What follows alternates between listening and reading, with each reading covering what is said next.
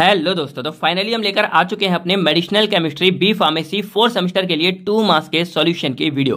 तो आप लोगों को पता होगा कि ये वीडियो हमारी बहुत ज़्यादा इंपॉर्टेंट होती है, क्योंकि इस वीडियो में बेसिकली हम बात करते हैं पूरे के पूरे सब्जेक्ट के निचोड़ के बारे में। अब हम थोड़ा बात करें यहाँ पे, तो ये वीडियो में हमारे सभी यूनिट 1 से लेकर 5th तक के क्वेश्चन है। इसके अलावा हमारी लॉन्ग इंपॉर्टेंट क्वेश्चन की वीडियो भी ऑलरेडी बनी हुई है, जाके चेकआउट कर लेना। उसमें हमने बात की थी कि हमारे लगभग 22 से जो थे मोस्ट इंपॉर्टेंट वाले ड्रग्स थे, जिन पे इस तरह का आपको स्टार लगा हुआ मिलेगा, जैसे ये लगा हुआ है। तो ये हमारे सबसे ज्यादा इंपॉर्टेंट होते हैं और एग्जाम में भी मोस्टली यही पूछे जाते हैं। तो उनकी सिंथेसिस वगैरह, बाकी हमारे सार भी इंपॉर्टेंट है, जो लगभग इस पूरे मतलब सिलेबस में 5 से 6 सार तो हमारे बहुत इंपॉर्टेंट है। तो हमने इंपॉर्टेंट क्वेश्चन में बता रखा है, आप उनको जाके भी चेकआउट कर लेना। तो यही थी सारी बातें। बाकी लगभग 5 से 6 क्वेश्चन तो डायरेक्टली आपको मिल ही जाते हैं, और कई बार क्या होता है कि 2-3 छोटे छोटे क्वेश्चन मिलकर हमारे लॉन्ग क्वेश्चन बनाते हैं, तो ये भी आपकी बहुत ज्यादा हेल्प करता है। तो अब हम बात करें डायरेक्टली अपने क्वेश्चन के बारे में, उससे पहले हेलो दोस्तों, कैसे आप सभी लोग? आई होप आप सभी लोग बहुत बहुत अच्छे होंगे। तो मेरा नाम है आकाश कुमार और स्वागत करता हूं मैं आप सभी के अपने चैनल केयरवेल फार्मा में। चलिए सबसे पहले हम बात करते हैं कि मेडिसिनल केमिस्ट्री क्या होती है, जो हम यहाँ पूरी बात कर रहे हैं। तो मेडिसिनल केमिस्ट्री में 2 वर्ड हमारे आ रहे हैं। पहला हमारा आता है मेडिसिनल। तो मेडिसिनल वर्ड हमारा मेडिसिन, यानी कि जो ड्रग्स दवाइयां होती है ना, उसी से कनेक्टेड होता है। चलो यहाँ पे क्वेश्चन बनता है कि मेडिसिन और ड्रग्स ये 2 अलग अलग बातें हैं, तो इन दोनों में डिफरेंस क्या होता है, यानी कि मेडिसिन क्या होती है और ड्रग्स क्या होते हैं, ये डिफरेंस आप कमेंट करके बताओ।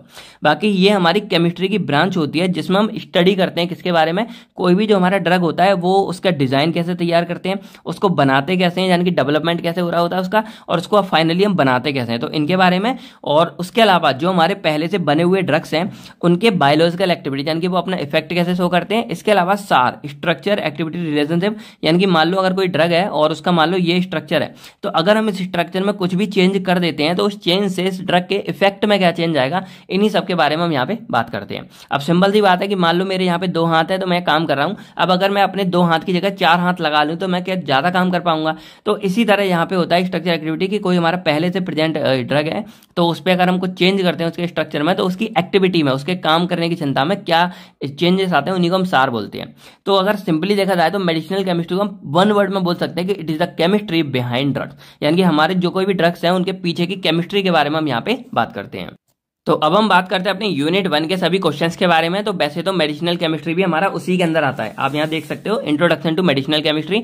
तो वैसे मैंने आपको बता दिया है, तो अब आपसे क्वेश्चन है कि मेडिसिनल केमिस्ट्री को आप कैसे डिफाइन कर सकते हो, अपनी थोड़ी सी अलग डेफिनेशन बना के और कमेंट करने की कोशिश करो कि आप कैसे डिफाइन कर सकते हो। तो अब हमारे यहाँ पे क्वेश्चन बनते हैं डिफाइन द टर्म्स। अब इसके अंदर ये बेसिकली देखो, यूनिट 1 हमारी ऐसी है जिसमें से बहुत सारे क्वेश्चन हमारे देखने को मिल जाते हैं। तो जैसे ये सारे के सारे क्वेश्चन हमारी यूनिट में बनते हैं, एक एक करके हम सभी को यहाँ पे कवर करने वाले हैं। पहला क्वेश्चन आता है हमारा डिफाइन द टर्म आयोनाइजेशन। तो देखो आयोनाइजेशन वर्ड हमारा क्या होता है, आयंस प्लस एसन, यानी कि आयंस हमारे इसमें फॉर्म होते हैं। यानी कि सिंपल बोले जाते हो, it is a process by which an atom और मॉलिक्यूल्स एक्वायर नेगेटिव और पॉजिटिव चार्ज बाय गेनिंग और लूजिंग इलेक्ट्रॉन। यानी कि सिंपल सा फंडा है कि मान लो ये हमारा NaCl था। अब मैं आपको सिंपल बताता हूँ, ऑर्गेनिक वगैरह आपने पढ़ी होगी। तो जैसे मान लो ये NaCl है, अब जो हमारा क्लोरीन होता है ना, यहाँ पे क्लोराइड एक तरह से वो ज्यादा इलेक्ट्रोनेगेटिव होता है, और इस वजह से क्या होता है कि ये पार्शियली यहाँ पे नेगेटिवली चार्ज हो जाता है और जो यहाँ पे पॉजिटिव।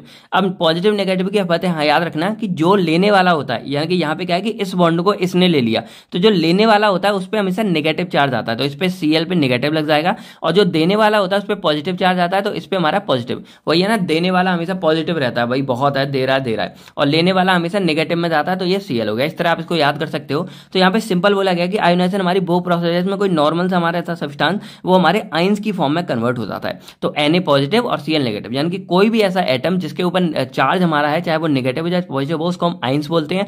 और ये आयंस की फॉर्मेशन वाली प्रोसेस को हम यहाँ पे आयोनाइजेशन बोल देते हैं। जैसे NaCl कंप्लीट है तो वो अनआयोनाइज्ड है, यानी कि आयन फॉर्म में नहीं है, और ये दोनों में हो गया तो हमारा आयोनाइज फॉर्म में होता है।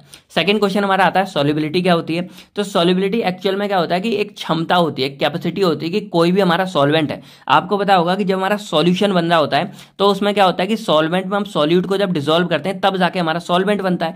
तो सॉल्युबिलिटी एक्चुअल में क्या होती है कि ये एक हमारी कैपेसिटी है, एक हमारी एबिलिटी है कि कोई भी जो हमारा सॉल्वेंट है वो कितने अमाउंट में सॉलिड को अपने अंदर डिसॉल्व कर सकता है।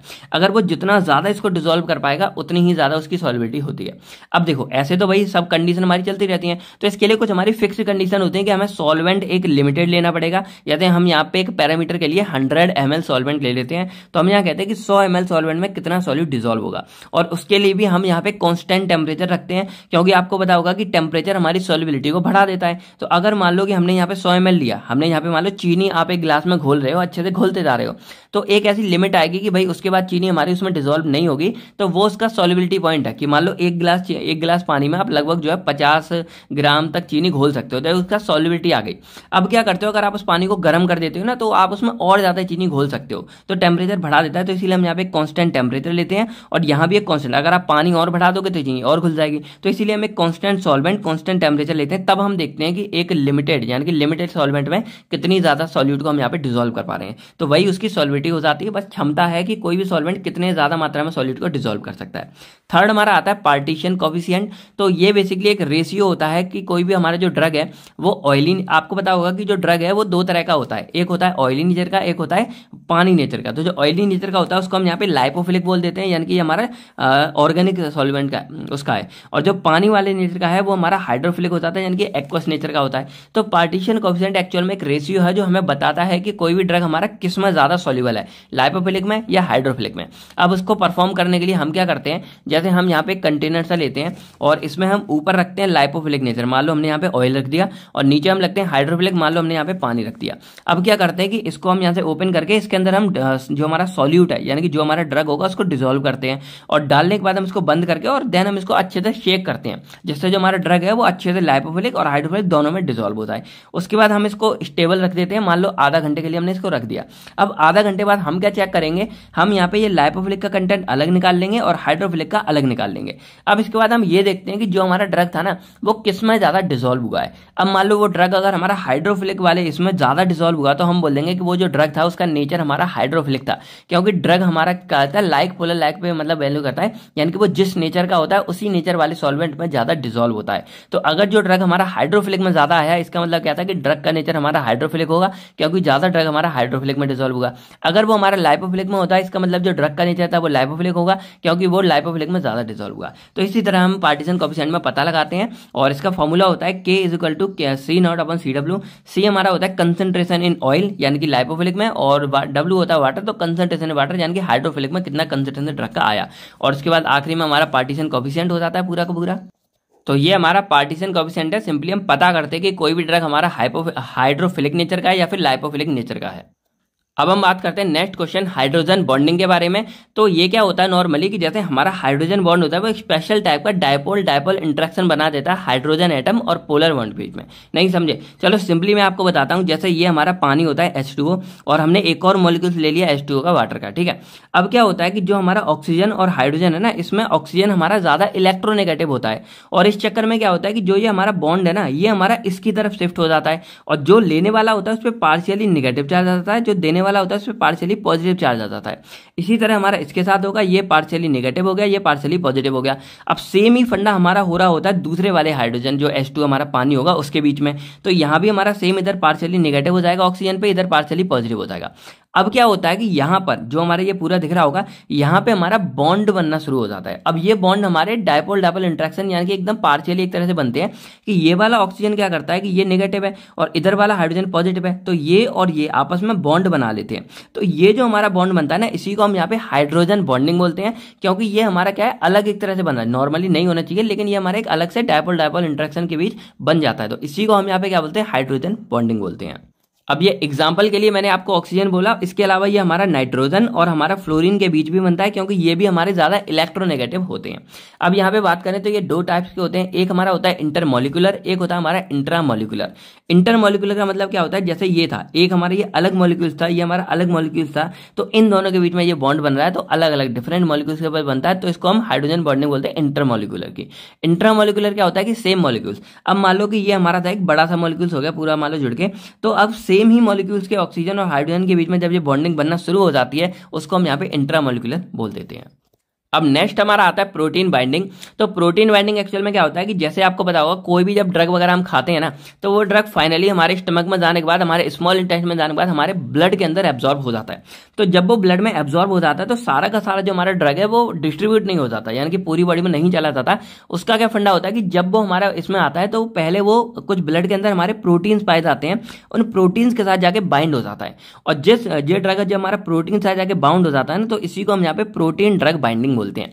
अब ये जरूरी क्यों है? क्योंकि भाई हमारा यह क्या होता है कि प्रोटीन के साथ ड्रग जाके बाउंड हो गया, अब इसके बाद जो फ्री ड्रग हमारा बचता है ना, वो हमारा देन क्या होगा, पूरी बॉडी में जाके सर्कुलेट हो जाता है और अपना यूज दिखाता है। और जब वो ड्रग हमारा यूटिलाइज हो गया, बाहर निकलने लगता है, तब हमारी बॉडी में कमी होती है। देन ये जो ड्रग हमारे इसके साथ बाउंड था ना, वो फिर से हमारे यहाँ से डिटैच होगा और फिर से हमारा क्या है, बॉडी में जाएगा और अपना एक्शन दिखाएगा। तो इस तरह मान लो कि ड्रग हमारा खाली यहाँ पे नहीं रह सकता, तो इसीलिए एक तरह से इनका घर सा होता है प्रोटीन, जिनके साथ ये बाउंड होकर रहने लगता है। और जब तक ये इसके साथ बाउंड रहेगा, वो इनएक्टिव फॉर्म में रहेगा, यानी कि ड्रग अपना एक्शन शो नहीं करेगा। और जब ड्रग की जरूरत पड़ेगी बॉडी में, फिर से हमारा जो ड्रग है वो प्रोटीन से डिटैच होगा, अलग हो जाएगा और हमारा बॉडी में जाके अपना एक्शन शो करेगा। तो इस तरह प्रोटीन बाइंडिंग हमारी पूरी काम करती है। तो यहाँ पे ड्रग हमारा प्रोटीन के साथ बाउंड होकर एक कॉम्प्लेक्स फॉर्म कर देता है, उसी को हम यहाँ पे प्रोटीन ड्रग बाइंडिंग या प्रोटीन ड्रग कॉम्प्लेक्स बोल देते हैं। देन हमारा आता है यहाँ पे चिलेशन। तो चिलेशन एक तरह से हमारा एक कॉम्प्लेक्सेशन की प्रोसेस होती है। और इसमें क्या होता है, जैसे हमारा कोई भी एक सब्सटेंस है, तो आपको ये पता होगा कि कुछ हमारे ऐसे सब्सटेंस होते हैं जो लिगेंड यानी कि डोनर की तरह काम करते हैं, यानी कि उनके पास हमारे लोन पेयर प्रेजेंट होते हैं। अब जो लोन पेयर होगा वो डोनेट कर सकते हैं, और कुछ हमारे यहाँ पे मेटल आयन होते हैं, वो उसको एक्सेप्ट करने वाले होते हैं। तो यहाँ पे चिलेशन में एक्चुअल में क्या होता है कि हमारा फॉर्मेशन होता है चिलेट्स का। अब ये क्या होता है, तो नॉर्मल समझो कि मान लो ये हमारे पास एक कंपाउंड था इथाइलिन डाइअमीन। अब इसके बाद ये हमारा CH2 ये हमारा हो गया इथाइल है, और यहाँ पे हमारे NH2 जुड़ा हुआ है, तो ये हमारा पूरा इथाइलिन डाई अमीन हो जाता है, यानी कि 2 अमीन ग्रुप लगे हुए हैं। अब यहाँ पे क्या होता है कि जैसे जो नाइट्रोजन है ना हमारा, इसके ऊपर 2 लोन पेयर होता है एक, और एक यहाँ पे, तो टोटल हमारे 2 लोन पेयर होते हैं। तो अब क्या होता है कि ये हमारे किसी भी मेटल आयन अगर इन्हें मिल गया तो उसके ऊपर अटैक करना शुरू कर देते हैं। और जब अटैक करेंगे तो यहाँ इस तरह से क्या है, एक यहाँ पे बॉन्ड सा क्रिएट कर देते हैं। और जब ये बॉन्ड बनेगा तो आप देख सकते हो कि ये पूरा का पूरा एक कॉम्प्लेक्स बन के तैयार हो जाता है। तो यही जो हमारी प्रोसेस होती है कॉम्प्लेक्सेशन बनने की, इसी को हम यहाँ पे चिलेशन बोल देते हैं। और इसके अंदर बेसिकली क्या होगा कि हमारे जो लिगेंड्स होते हैं डोनर, जिनके पास लोन पेयर होता है जो डोनेट कर सकते हैं। तो ये लिगेंड्स हमारे किसी भी मेटल आयन के साथ कंबाइंड होकर एक पूरा का पूरा चिलेट फॉर्म कर देते हैं, और इसी प्रोसेस को हम यहाँ पे चिलेशन बोल देते हैं। अब हमारा आता है क्वेश्चन बायो आइसोस्टेरिज्म। तो देखो बायो आइसोस्टेरिज्म क्या होते हैं कि इसमें हमारे मतलब ऐसे सब्सटेंस होते हैं जो बायो एस्टर्स होते हैं, एक दूसरे के बायो एस्टर्स होते हैं। अब आइसोस्टर्स क्या होते हैं, तो बेसिकली मानो कि ये हमारे वो ग्रुप होते हैं जिसमें क्या होता है कि उनकी फिजिकल और केमिकल प्रॉपर्टीज हमारी सेम होती है, और इसके अलावा उनकी बायोलॉजिकल एक्टिविटी भी सेम होती है। अब ऐसा क्यों किया जाता है, तो जैसे मान लो कि जब हम बड़े बड़े कंपाउंड्स वगैरह अपने कोई भी बना रहे होते हैं कुछ भी, तो अब मान लो कि यहाँ पे ये फंक्शनल जब ग्रुप होता है ना, तो इसकी जगह कोई दूसरा फंक्शनल ग्रुप जाके अटैच कर देते हैं। और इसका मतलब ये होता है कि जब हम इसकी जगह, मान लो ये ए था और हमने इसकी जगह कोई बी वाला अपना फंक्शनल ग्रुप लगाया, तो जो हमारा इसका एक्टिविटी थी, यानी कि जो ये अपना एक्शन शो कर रहा था, वो हमारा सेम रहे। तो इसी के लिए हमारे यहाँ पे ये पूरा फंडा बायो आइसोस्टेरिज्म का आता है कि इसके अंदर हमारे कुछ ऐसे कंपाउंड होते हैं जो क्या कर सकते हैं कि फंक्शनल ग्रुप को चेंज कर सकते हैं, और चेंज करने के बाद भी क्या है, उनका जो फंक्शन है, जो उनका एक्टिविटी है, जो उनकी बायोलॉजिकल एक्टिविटी, वो सारा कुछ सेम रहेगा। अब एग्जांपल के जैसे हमारा CO2 और N2O है, तो ये एक दूसरे के क्या होते हैं, बायो आइसोस्टर्स होते हैं, क्योंकि ये एक दूसरे में जो इनकी इलेक्ट्रॉनिक कन्फिगरेशन होती है वो हमारी सेम रहती है। अब ये थोड़ा शॉर्ट में आपको समझ नहीं आ रहा होगा, क्योंकि ये हमारा एक लॉन्ग टॉपिक है जो एग्जाम में मोस्टली टाइम, यानी कि ये मान लो कि बायो आइसोस्टेरिज्म आपका एग्जाम में आता ही आता है, तो इसके ऊपर लॉन्ग में जाके आप जरूर से चेकआउट कर लेना। तो इसमें बेसिकली क्या है कि ये हमारे वो कंपाउंड्स होते हैं जो यूजुअली फिट हो जाते हैं अपने किसी भी सिमिलर फंक्शनल ग्रुप के जगह पे, और अपना सेम ही एक्शन शो करेंगे। जैसे मान लो अगर ये हमारा कंपाउंड था, तो यहाँ पे मान लो कहीं पे हमारा CO2 लगा हुआ था, तो अब मान लो कि इसकी कमी हो गई या कोई भी हमारा मतलब फेवर नहीं कर रहा है, तो इस टाइम पर इस CO2 को रिप्लेस करके हमारा जो N2O है वो यहाँ पे आके लग जाएगा। और जब वो N2O यहाँ के लग जाएगा, तो जो हमारा पूरा कंपाउंड था उसका जो एक्शन था वो हमारा सेम रहेगा, वो नहीं बदलेगा। तो इस तरह हमारे बायो आइसोस्टर्स यहाँ पे काम करते हैं। नेक्स्ट हमारा आता है ऑप्टिकल आइसोमेरिज्म। तो ये हमारा वो फिनोमेना होता है जिसके अंदर हमारे कुछ ऑप्टिकल आइसोमर्स आते हैं, और ये वो होते हैं जिनका मतलब सब कुछ सेम होता है, इनका मॉलिक्यूलर फॉर्मूला सेम है, इनका स्ट्रक्चरल फॉर्मूला सेम है, बस इनका बिहेवियर क्या चेंज होता है कि ये लाइट के टुवर्ड, यानी कि लाइट में अपना बिहेवियर अलग अलग देते हैं। अब जैसे एग्जांपल के लिए हमारा ले लो लैक्टिक एसिड है, तो एक हमारी लाइट होती है प्लेन पोलराइज्ड लाइट। अब ये क्या होती है कि जो नॉर्मल लाइट है हमारी, मान लो कोई भी हमारी नॉर्मली ये पूरी की पूरी लाइट होती है, ऐसे बिखरती है, तो मान लो हमने प्रिज्म का यूज किया और ये सारी लाइट को क्या कंडेंस कर दिया, और कंडेंस हो गया हमारी एक प्लेन लाइट यहाँ पे निकल रही है। तो अब ये प्लेन लाइट क्या होती है कि हम यहाँ पे कुछ सैंपल्स रखते हैं, और सैंपल्स रखने के लिए हमारा एक पोलराइज्ड पाइप सा होता है, इसमें जब हम सैंपल रख देते हैं, इसके बाद ये लाइट जब इससे पास करेगी ना, तो अगर ये लाइट हमारी इक्वल यानी कि सेम स्ट्रीम निकल रही है, प्लेन निकल रही है, तो ये हमारा नॉर्मल होता है, यानी कि ऑप्टिकली इनएक्टिव कंपाउंड होता है। लेकिन अगर इस जो हमारा ये सैंपल था, इसने क्या किया कि इस लाइट को क्लॉकवाइज रोटेशन में कर दिया। क्लॉकवाइज क्या होता है, जैसे हमारी ये घड़ी होती है तो 12 1 2 3, तो घड़ी हमारी इस तरह चलती है, 12 बजेगा 1 2 3 इस तरह बजती है, तो इसको हम क्लॉकवाइज डायरेक्शन बोलते हैं। अब अगर क्या किया कि सैंपल ने इस वाली जो लाइट जा रही थी इसको एंटी क्लॉकवाइज रोटेट कर दिया, तो ये हमारा हो जाएगा लीवर रोटेटरी। अगर इसने क्लॉकवाइज किया तो हमारा डेक्स्ट्रो रोटेटरी, और एंटी क्लॉकवाइज किया तो हमारा लीवर रोटेटरी हो जाता है। एंटी क्लॉकवाइज क्या कि अब मान लो घड़ी उल्टी चल रही है, 2 बजे फिर 1 बजे फिर 12 फिर 11 10, तो अगर ऐसे मूवमेंट करती है उसको हम एंटी क्लॉकवाइज डायरेक्शन बोल देते हैं। तो यहाँ पे जो हमारा लैक्टिक एसिड होता है तो इसमें हम पहचानते कैसे हैं, तो अगर हमारे OH राइट साइड होता है तो उसको हम डी बोलते हैं, यानी कि डेक्स्ट्रो रोटेटरी, और ये क्लॉकवाइज रोटेशन करता है। और ये हमारे अगर लेफ्ट साइड हो तो इसको हम लीवर रोटेटरी बोलते हैं, और ये एंटी क्लॉकवाइज रोटेशन करता है। तो जो ऐसे कंपाउंड होते हैं जो हमारे लाइट के अकॉर्डिंग, यानी जो उनकी लाइट होती है ना उस पर अपना डिफरेंट एक्शन शो करते हैं, या तो लाइट को क्लॉकवाइज रोटेट करेंगे या एंटी क्लॉकवाइज करेंगे, तो इन्हीं को हम ऑप्टिकली एक्टिव कंपाउंड बोलते हैं। और इस पूरे फिनोमेनन को हम यहाँ पे ऑप्टिकली आइसोमेरिज्म बोल देते हैं। बाकी अगर देखोगे तो इनका सब कुछ सेम है, मॉलिक्यूलर फॉर्मूला सेम है, मॉलिक्यूलर स्ट्रक्चर सेम है, सारा कुछ हमारा सेम ही है ये हमारा नेक्स्ट आता है ज्योमेट्रिकल आइसोमेरिज्म। तो ये भी हमारा कुछ इसी तरह होता है कि इसमें भी हमारा सारा कुछ सेम है, हमारे एटॉमिक नंबर मॉलिक्यूलर फॉर्म सब कुछ सेम है, बस इनमें जो हमारे एटम्स होते हैं उनका जो अरेंजमेंट है, स्पेसिफिक जो अरेंजमेंट है वो हमारा डिफरेंट होता है। जैसे एग्जाम्पल के लिए अगर यहाँ पे ले तो कार्बन कार्बन डबल बॉन्ड है, इधर हमारे एक एच है, इधर हमारे एक एच है, इधर CH3 इधर CH3 हमारा सेम है। इधर देखा जाए तो 2 CH3 ग्रुप है, इधर भी हमारे 2 CH3 ग्रुप लगे हैं, बाकी हमारा H H H H और कार्बन कार्बन ये हमारे डबल बॉन्ड है, सब कुछ सेम है। डिफरेंस क्या है कि ये हमारे क्या है इक्वल, यानी कि सेम डायरेक्शन में, ये दोनों हमारे मान लो अबव द प्लेन अगर ले लें तो ये दोनों हमारे अबव द प्लेन है। अगर इसमें ले लेंगे तो एक हमारा क्या है इस साइड है और एक हमारे इधर, यानी कि ये एक दूसरे के अपोजिट में है। तो जब ये हमारे सेम साइड होते हैं तो इसमें हम बोलते हैं सिस, क्या बोलते हैं सिस आइसोस्टेरिज्म है, क्योंकि ये हमारे एक दूसरे के सेम साइड है। और सिस को आप सिस्टर वर्ड से समझ लो कि सिस्टर हमारी एक दूसरे की सेम होती है, बहन ऐसी। ट्रांस होते हैं काटने वाले, यानी कि एक दूसरे के अपोजिट है, तो एक अगर हमारे ऊपर है तो एक हमारे नीचे होगा। तो जब ऐसा आपको स्ट्रक्चर मिलता है तो समझ लो यहाँ पे बात हो रही होगी ट्रांस आइसोमेरिज्म की। अब हम बात करते हैं अपने नेक्स्ट क्वेश्चन ड्रग मेटाबॉलिज्म के बारे में। तो जो ड्रग मेटाबॉलिज्म है ना, इसको हम बायो ट्रांसफॉर्मेशन भी बोल देते हैं।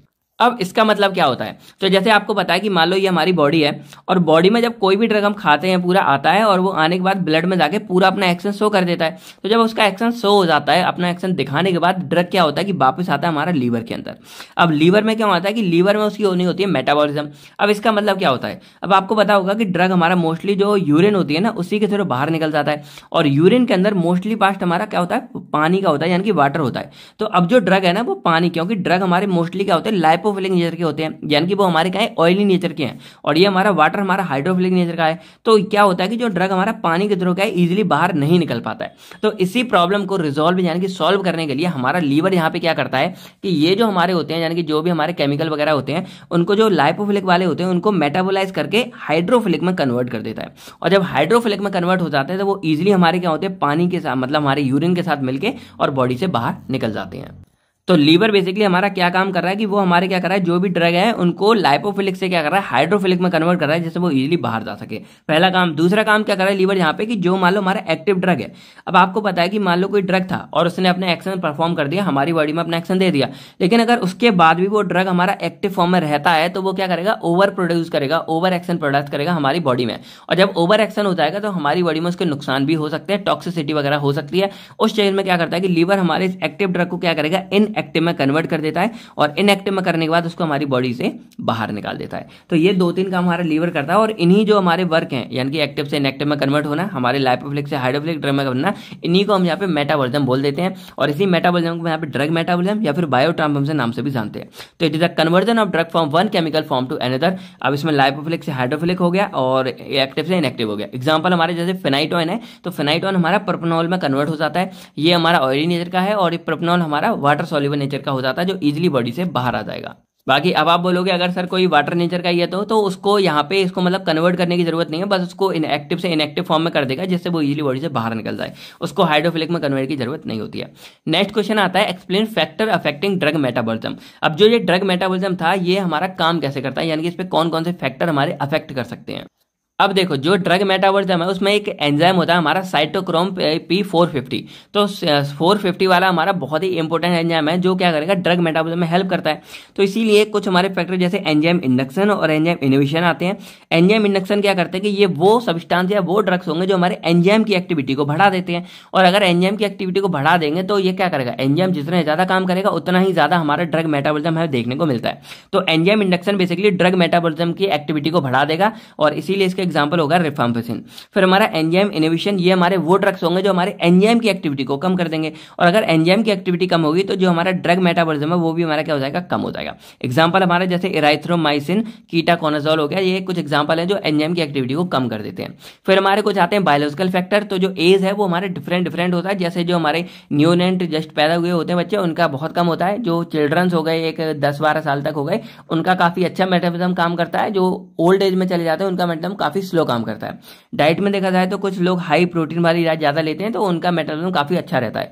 फिर अगर सेक्स डिफरेंस में देखा जाए तो जो मेंस होते हैं ना, मेंस में ज्यादा मतलब मेटाबॉलिज्म होता है वुमेन्स के कंपैरिजन में।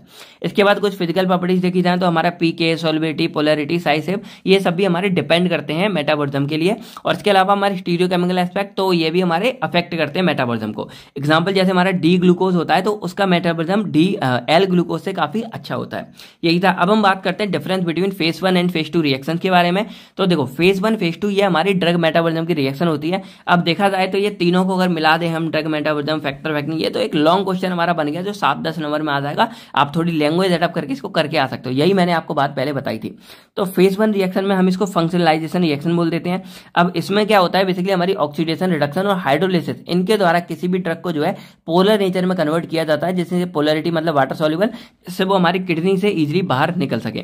फेज 2 वाली हमारी होती है कंजुगेशन रिएक्शन। तो इसमें बेसिकली क्या होता है कि ये फेज 1 से ज्यादा फास्ट करती हैं, और इसमें जो ड्रग होता है वो बहुत जल्दी हमारा पोलर यानी कि वाटर सॉल्युबल नेचर का हो जाता है, और वो इजीली हमारे जो किडनी या फिर लीवर से हमारा बाहर निकल जाता है। अब लीवर का क्या होता है, तो लीवर जैसे बाइल बनाता है, और बाइल क्या होता है बेसिकली जो डाइजेस्टिव सिस्टम है ना उसके थ्रू बॉडी से बाहर निकल जाता है। अब हम बात करते हैं अपनी यूनिट सेकंड के बारे में। अब देखो जो unit second, third, fourth, fifth, ये पांचों की पांचों यूनिट हमारी नर्वस सिस्टम पे डिपेंड होती हैं। थोड़ा सा हम नर्वस सिस्टम के बारे में बात करते हैं। अब देखो नर्वस सिस्टम एक्चुअल में क्या होता है, ये हमारी बॉडी का एक मेन सिस्टम होता है जो हमारी पूरी बॉडी के जितने भी फंक्शन है सभी को कंट्रोल और कोऑर्डिनेट करता है। कंट्रोल का मतलब क्या होता है कि सारा का सारा सिस्टम इसी पर डिपेंड करता है, यानी कि यही सबको कंट्रोल कर रहा है। और कोऑर्डिनेट का मतलब क्या है कि ये चला रहा है, यानी कि आपके कंट्रोल के, आपके अंडर में कोई, जैसे आपके मान लो बच्चे वगैरह जब होंगे तो वो आपके कंट्रोल में होंगे कि भाई आपसे डरेंगे और आपसे बिना पूछे कुछ नहीं करेंगे। और कोऑर्डिनेट होता है कि अब आप उनको अपने अकॉर्डिंग चला रहे हो कि बेटा तू ये कर, बेटा एक गिलास पानी दे दे, बेटा ये कर दे, वो कर दे, तो आप उसको कोऑर्डिनेट करते हो। उसी तरह जो हमारा नर्वस सिस्टम है वो हमारी पूरी बॉडी को कंट्रोल भी करता है और उसके साथ में पूरी बॉडी को मेंटेन भी कर रहा है, यानी कि चला भी रहा है ये वो काम, यानी कि बहुत अच्छे से सारा कुछ हैंडल करके रखता है। अब बेसिकली नर्वस सिस्टम काम कैसे करता है, तो बेसिकली 3 फंक्शन इसके हो जाते हैं। सबसे पहले क्या होता है, अगर मान लो हमारी बॉडी को कोई भी जरूरत है, या मान लो आपने कोई गर्म पतीला या कुछ भी टच कर लिया, तो सबसे पहले हमारे काम करते हैं सेंसरी वाले न्यूरॉन्स, यानी कि जो नर्वस सिस्टम है वो पूरा का पूरा मिलकर बना होता है हमारे न्यूरॉन से। और एक हमारे होते हैं न्यूरोग्लियल साइट जो न्यूरॉन्स को अटैच करते हैं, ऐसा कोई जान नहीं है, बस न्यूरॉन समझ लो कि न्यूरॉन से हमारे बने होते हैं। अब सेंसरी न्यूरॉन्स एक्चुअली क्या करेंगे, कोई भी इंफॉर्मेशन जो मान लो हमारी बॉडी को लगता है कि गड़बड़ है या कुछ भी, हमने कुछ टच कर लिया, वो सारी इंफॉर्मेशन हमारी जाती है ब्रेन और स्पाइनल कॉर्ड के बारे में। तो ये हमारे यहाँ पे चली गई। उसके बाद जो ब्रेन स्पाइनल कॉर्ड, यानी कि इसमें हमारा मेनली नर्वस सिस्टम है, यही दो होते हैं। तो ये हमारा नर्वस सिस्टम क्या करेगा, इसको एनालाइज करेगा, यानी कि इंटरप्रेट करेगा क्या गड़बड़ है भाई, क्या प्रॉब्लम, सारा कुछ देखभाल करेगा। और जब पूरा कुछ देख लेगा उसके बाद वो कुछ डिसीजन लेगा कि भाई ये करना चाहिए। मान लो आपने कुछ गर्म चीज को हाथ लगाया तो हमारा ब्रेन बोलेगा कि भाई इसको छोड़ दो वरना आपका हाथ जल जाएगा। तो ब्रेन ने एनालाइज किया और उसके बाद जो रिस्पॉन्स था वो यहाँ पे भेज देगा हमारे मोटरी न्यूरॉन्स के थ्रू। और मोटरी न्यूरॉन्स के थ्रू इसको हम रिस्पॉन्स बोलते हैं। हमारा मोटरी न्यूरॉन्स के थ्रू वो रिस्पॉन्स आएगा और आप फटाफट जो उस काम को करोगे। अब बोलोगे सर तब तक तो हाथ जल जाएगा, तो ये बहुत ही ज्यादा क्विक होता है, यानी कि बहुत ही माइक्रो सेकंड के बीच हो जाएगा। आप टच करोगे तुरंत ही आप उसको छोड़ दोगे। ये जो पूरी प्रोसेस थी हमारी बहुत ज्यादा फास्ट होती है। तो इस तरह ये पूरा हमारा फंडा हो जाता है। बाकी अब ये नर्वस सिस्टम एक्चुअल में ये तो आपको बता दिया क्या काम करता कैसे। अब ये काम करता कैसे है, तो ये पूरा नर्वस सिस्टम हमारा न्यूरॉन से मिलकर बना होता है। तो अब ये जो हमारे न्यूरॉन्स है वो इस तरह के देखने में होते हैं, थोड़ा अच्छे से आप देख लेना लॉन्ग वीडियो में। तो ये एक न्यूरॉन, ये 2 न्यूरॉन, इस तरह हमारे ढेर सारे न्यूरॉन्स होते हैं जो आपस में अटैच होते हैं इस तरह, एक तरह से मान लो एक के पीछे एक लगे होते हैं इस तरह से। अब यहाँ पे न्यूरॉन्स के इस वाले पार्ट को हम यहाँ पे सेल बॉडी बोलते हैं, इस वाले को हम एक्सॉन टर्मिनल बोलते हैं, और इसके जो ऐसे निकले होते हैं इसको हम डेंड्राइट्स बोलते हैं। अब जो एक्सॉन टर्मिनल होता है ना, इसके अंदर हमारे कुछ वेसिकल्स पाए जाते हैं, ऐसे पाउच होते हैं थैली जैसे, और इनके अंदर भरे होते हैं हमारे न्यूरोट्रांसमीटर।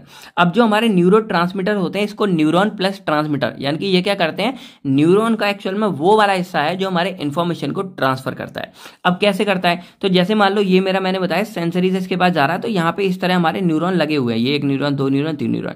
तो अब यहाँ पे क्या होता है कि यहाँ से इन्फॉर्मेशन जाएगी इधर, इससे गई इधर, इससे गई इधर, इस तरह इन्फॉर्मेशन ट्रांसफर होती है, और वो इन्फॉर्मेशन जो है वो हमारी इस न्यूरोट्रांसमीटर के थैले में भरी होती है। अब ये कैसे होती है, तो ये जो हमारे एक्सॉन टर्मिनल है ना, इसमें से ये हमारे थैले निकलते हैं, और इसके बाद जो न्यूरॉन होते हैं ये हमारे देन नेक्स्ट वाला जो हमारा न्यूरॉन होता है उसके यहाँ पे कुछ रिसेप्टर वगैरह होंगे, वहां पे जाके चिपक जाएगा और अंदर जाके जो इन्फॉर्मेशन है उसको रिलीज कर देगा। अब जब वो इन्फॉर्मेशन आ जाएगी देन यहाँ पे जाएगी और यहाँ के जो हमारे न्यूरोट्रांसमीटर उसमें भर जाएगी, देन ये न्यूरोट्रांसमीटर आगे जाके किसी नेक्स्ट न्यूरॉन को अपनी इन्फॉर्मेशन ट्रांसफर कर देते हैं। तो इस तरह न्यूरॉन से न्यूरॉन, न्यूरॉन से न्यूरॉन ट्रांसफर होते होते हमारी सारी इन्फॉर्मेशन हमारे ब्रेन तक पहुंचती है और ब्रेन से हमारी वापस जाती है। इस तरह ये पूरा फंडा काम करता है। तो न्यूरोट्रांसमीटर हमारे वो केमिकल सब्सटेंस है जो इन्फॉर्मेशन को कैरी करते हैं। जो हमारा आगे का न्यूरॉन होता है उसको हम प्री न्यूरॉन बोल देते हैं, और जो अगला वाला होता है उसको हम पोस्ट न्यूरॉन बोल देते हैं। ये जो बीच की जगह होती है उसको हम साइनेप्टिक क्लेफ्ट बोल देते हैं, और इस पूरे हिस्से को यहाँ से लेकर यहाँ तक पूरे हिस्से को हम यहाँ पे साइनेप्स बोल देते हैं। तो ये कुछ जरूरी बातें थी जो आपको पता होनी चाहिए थी। तो अब हम बात करते हैं अपने पहले क्वेश्चन यहाँ पे ऑटोनॉमिक नर्वस सिस्टम के बारे में। तो यहाँ पे जो नर्वस सिस्टम था ना हमारा, ये दो पार्ट्स में डिवाइड होता है। एक हमारा होता है यहाँ पे मतलब सेंट्रल नर्वस सिस्टम, पेरिफेरल तो आपने पढ़ा होगा। बाकी जो सेंट्रल वाला है वो भी हमारा ऑटोनॉमिक नर्वस सिस्टम और पेरिफेरल नर्वस सिस्टम में कनेक्ट होता है। अब जो ऑटोनॉमिक नर्वस सिस्टम क्या होता है कि it is a part of nervous system that control and regulate the internal organs और बॉडी, यानी कि ये हमारी पूरी बॉडी को कंट्रोल वगैरह कर रहा है। और ये बेसिकली जो इनवॉलंटरी रिस्पॉन्स होते हैं, यानी कि जो हमारे कंट्रोल में नहीं होते ना, उनको कंट्रोल करता है। तो बेसिकली ऑटोनॉमिक का मतलब होता है कि ऑटोमेटिक काम करते हैं। जैसे हम लोग सांस ले रहे हैं तो भाई ये हमारे, हम केवल उसको अप डाउन कर सकते हैं। आप सांस बहुत तेज कर लो, स्लो कर दो, रोक लो थोड़ी देर, लेकिन ऐसा नहीं है कि बिल्कुल ही आप इस सांस को ऐसा मन कर रहा है कि नहीं भाई 1 घंटे बाद लूंगा, नहीं भाई 4 घंटे बाद लूंगा, नहीं भाई पूरे दिन की अभी ले लेता हूं। ये आपके कंट्रोल में नहीं है, ये इनवॉलंटरी रिस्पॉन्स होते हैं। और अगर आपने ऐसा किया ज्यादातर सांस रोकी तो भाई ऊपर ही चले जाओगे, फिर बोलना भगवान जी मेरे कंट्रोल में दे दो, तो भाई टिपक जाओगे वहां पे। बाकी जो डाइजेशन रेट है इसको तो आप कंट्रोल कर ही नहीं सकते, थोड़ा सा स्लो डाउन हो जाता है कि आपने नहीं खाया ज्यादा तक तो स्लो डाउन हो गया, लेकिन ये इनवॉलंटरी है, आपके कंट्रोल में नहीं है। बाकी ये भी हमारा दो टाइप्स का होता है, एक हमारा होता है सिंपैथेटिक नर्वस सिस्टम, एक होता है parasympathetic nervous system. Sympathetic nervous system हमारा बेसिकली फाइट और फ्लाइट वाली कंडीशन में, यानी कि इमरजेंसी कंडीशन में आता है। जैसे मान लो कुत्ता पीछे पड़ गया तो उस टाइम क्या होगा कि आपके अंदर एकदम जान आ जाएगी कि मान लो अगर कुत्ता आपके पीछे 2 किलोमीटर तक लगाए ना, तो आप 5 सेकंड में 2 किलोमीटर लगा दोगे, यानी कि हुसैन बोल्ट वगैरह सबको फेल कर दोगे। मैं तो कहता हूँ जो रेस चलती है ना वहां पे पीछे कुत्ता दौड़ा दो, फिर देखते हैं कौन कितना फास्ट हुई वहां पे अचीव करता है। तो ये हमारे फाइट और फ्लाइट वाली सिचुएशन में क्या होता है कि इमरजेंसी कंडीशन है, जब हमारी बॉडी में कोई इमरजेंसी आती है तब ये वाला सिस्टम हमारा चालू होता है और हमारी बॉडी के होम्योस्टेटिस को मेंटेन करता है। जैसे अगर मान लो कोई ये कंडीशन आती है तो आप देखोगे कि हार्ट रेट हमारा बहुत ज्यादा बढ़ जाता है और डाइजेशन रेट हमारा बहुत ज्यादा कम हो जाएगा। अब इसमें 2 कंडीशन है, आप लोग कोई एक्सरसाइज वगैरह कर रहे हो तो हार्ट रेट बढ़ गया, आप लोगों ने मान लो फास्ट रखा है, आप लोग व्रत वगैरह हो, फास्ट हो, खाना पीना पूरे दिन से नहीं खा रहे हो, तो आपका डाइजेशन रेट कम हो जाएगा, जिससे जो खाना आपके पेट में ऑलरेडी प्रेजेंट है, जो ग्लाइकोजन सब प्रेजेंट है, वो क्या हो लंबे टाइम तक आपका चल सके। पैरासिम्पैथेटिक जस्ट क्या होता है इसका उल्टा, कि अब जो काम हुआ है ना इसको नॉर्मल कंडीशन में लेने आने के लिए हमारा पैरासिम्पैथेटिक सिस्टम काम करता है। अब ये नॉर्मल मेंटेनेंस का एक तो बोलते हैं, जैसे हमारे हार्ट रेट बढ़ गए उसको नॉर्मल लाएगा, डाइजेशन जो कम हो गया तो उसको नॉर्मल लेके आता है। अब हमारा आता है next enumerate adrenergic receptor and there distribution. अब देखो एड्रीनर्जिक रिसेप्टर एक्चुअल में क्या होते हैं, ये वो रिसेप्टर होते हैं जहां पे हमारे एड्रीनर्जिक वाले न्यूरोट्रांसमीटर या एड्रीनर्जिक वाले ड्रग्स जाके एक्सेप्ट करते हैं। अब ये एड्रीनर्जिक वाले रिसेप्टर होते कौन से हैं? अब देखो मैंने आपको बताया कि जो हमारे 2 सिस्टम थे, एक था पैरासिम्पैथेटिक, एक था पैरासिम्पैथेटिक। तो सिम्पैथेटिक जब सिस्टम चल रहा होगा तो ये भी हमारा पूरा वही नर्वस सिस्टम है, तो न्यूरॉन, सेंसरी, इन सब पे काम कर रहा होगा। तो जो हमारे न्यूरॉन है वो हमारे न्यूरोट्रांसमीटर से ही मतलब सारी इंफॉर्मेशन भेजते हैं। तो जो हमारा सिम्पैथेटिक सिस्टम है उसके अंदर जो हमारे न्यूरोट्रांसमीटर पाए जाते हैं उनको हम यहाँ पे एड्रीनर्जिक न्यूरोट्रांसमीटर बोल देते हैं। ये कौन से बोलते हैं? Adrenergic neurotransmitter. अब ये जब भी काम करते हैं, मैंने आपको बताया कि ये न्यूरोट्रांसमीटर क्या करेगा, यहाँ पे रिसेप्टर पे जाके और बाइंड करके अपना एक्शन शो करेगा, यानी कि आगे इंफॉर्मेशन को ट्रांसफर करता है। तो जो हमारे एड्रीनर्जिक न्यूरोट्रांसमीटर हैं, जो हमारे इसके हैं, यानी कि जो हमारे सिम्पैथेटिक सिस्टम के हैं सारे ड्रग्स हैं, वो हमारे जिन रिसेप्टर के ऊपर जाके बाइंड करते हैं उनको हम यहाँ पे एड्रीनर्जिक रिसेप्टर बोल देते हैं। अब ये जो एड्रीनर्जिक रिसेप्टर हैं ये हमारे जी प्रोटीन कपल रिसेप्टर होते हैं। ये नहीं देखा हो भाई जाके देख लेना, बहुत इंपॉर्टेंट टॉपिक है जीपीसीआर वाला। इस पे जाके बाइंड करते हैं और ये बेसिकली हमारे 2 टाइप्स के होते हैं, एक हमारे होते हैं अल्फा रिसेप्टर, एक हमारे होते हैं बीटा रिसेप्टर। अल्फा रिसेप्टर हमारे 2 टाइप्स के होते हैं, अल्फा 1 अल्फा 2। तो जो अल्फा 1 रिसेप्टर है वो वो हमारे पोस्ट साइनेप्टिक होते हैं, यानी कि जो हमारा ये वाला होता है ना न्यूरॉन, इस पे जाके मतलब पाए जाते हैं। इसके अलावा ये स्मूथ मसल जो हमारी ब्लड वेसल्स होती है वहां पे पाए जाते हैं। तो अगर इनके ऊपर हमारा ड्रग जाके अटैक करेगा या जो हमारा अटैच होगा तो ये बेजो कंस्ट्रिक्शन कराते हैं। इसके बाद ग्लैंड सिक्रीशन यानी कि सिक्रीशन वगैरह, ग्लाइकोजिनोलाइसिस हमारे ग्लूकोज की फॉर्मेशन यानी कि जो ग्लाइकोजन स्टोर हो गया उसको तोड़ के दोबारा कराता है। तो ये एक्साइटेटरी नेचर के होते हैं जो अल्फा 1 वाले होते हैं, यानी कि हमारी चीजों में बढ़ाने का काम करते हैं। जो अल्फा में सेकंड अल्फा 2 है ये हमारे प्री और पोस्ट यानी कि इस वाले और इस वाले दोनों रिसेप्टर न्यूरॉन पे पाए जाते हैं। इसके अलावा ये हमारे इनहिबिटरी नेचर के होते हैं, यानी कि हमारे न्यूरोट्रांसमीटर की रिलीज को ही कम कर देते हैं और इंसुलिन की रिलीज को भी कम करते हैं, क्योंकि ये पैनक्रियाज में भी पाए जाते हैं। अब ऐसा कैसे करते हैं, तो मान लो ये न्यूरोन में निकले, अब इधर तो जाके अटैच होने, इसके अलावा ये इधर यानी कि जो हमारे ये है ना यहाँ पे भी रिसेप्टर पे जाके बाइंड कर जाएंगे। और जब इधर बाइंड कर जाएंगे तो क्या करते हैं कि जो न्यूरोट्रांसमीटर हमारा यहाँ से निकल रहा था उसकी रिलीज को रोक देते हैं। और जब ये रुक जाएगा तो भाई नेक्स्ट हमारा न्यूरोट्रांसमीटर बाहर नहीं निकलता है। तो ये काम हमारे अल्फा 2 वाले करते हैं, ये इनहिबिटरी नेचर के हैं, और अल्फा 1 हमारे एक्साइटरी नेचर के होते हैं। इसके अलावा हमारे बीटा रिसेप्टर के बारे में बात करें तो बीटा 1, बीटा 2, बीटा 3 ये मोस्टली हमारे क्या होते हैं, हार्ट का जो रेट होता है उसमें काम करते हैं। तो बीटा 1 हमारे स्पेसिफिक रिसेप्टर होते हैं जो सिर्फ और सिर्फ हमारे हार्ट में पाए जाते हैं, कार्डियक टिश्यू में। इसके अलावा हमारे किडनी में पाए जाते हैं। और अगर इनके ऊपर कोई ड्रग जाके यानी कि एड्रेनर्जिक वाले न्यूरोट्रांसमीटर बाइंड करते हैं तो वो क्या काम करते हैं कि हमारे हार्ट में हार्ट रेट को बढ़ाते हैं और हार्ट में कॉन्ट्रैक्शन बढ़ाते हैं। यानी कि एक तरह से अगर किसी का बीपी डाउन वगैरह हो गया तो थोड़ा सा ये उसको हेल्प करेंगे कॉन्ट्रैक्ट वगैरह करने के लिए। और अगर किसी का बीपी ज्यादा हाई है तब भी ये हमारे इसी सिंपल सी बात है कि बीटा 1 हमारे वो है रिसेप्टर जो हमारे बीपी को बढ़ा रहे हैं। तो अगर हम बीटा 1 के ब्लॉकर इस्तेमाल करें जो इसको रोक देंगे तो वो हमारे क्या करेंगे, हाइपरटेंशन जो हमारी बीमारी होती है, हाई ब्लड प्रेशर, उसको ट्रीट करने में हेल्प करते हैं। इसके अलावा जो बीटा 1 रिसेप्टर है ये बेसिकली हमारे रेनिन को भी रिलीज करते हैं जो हमारा बीपी को बढ़ाने का काम करता है।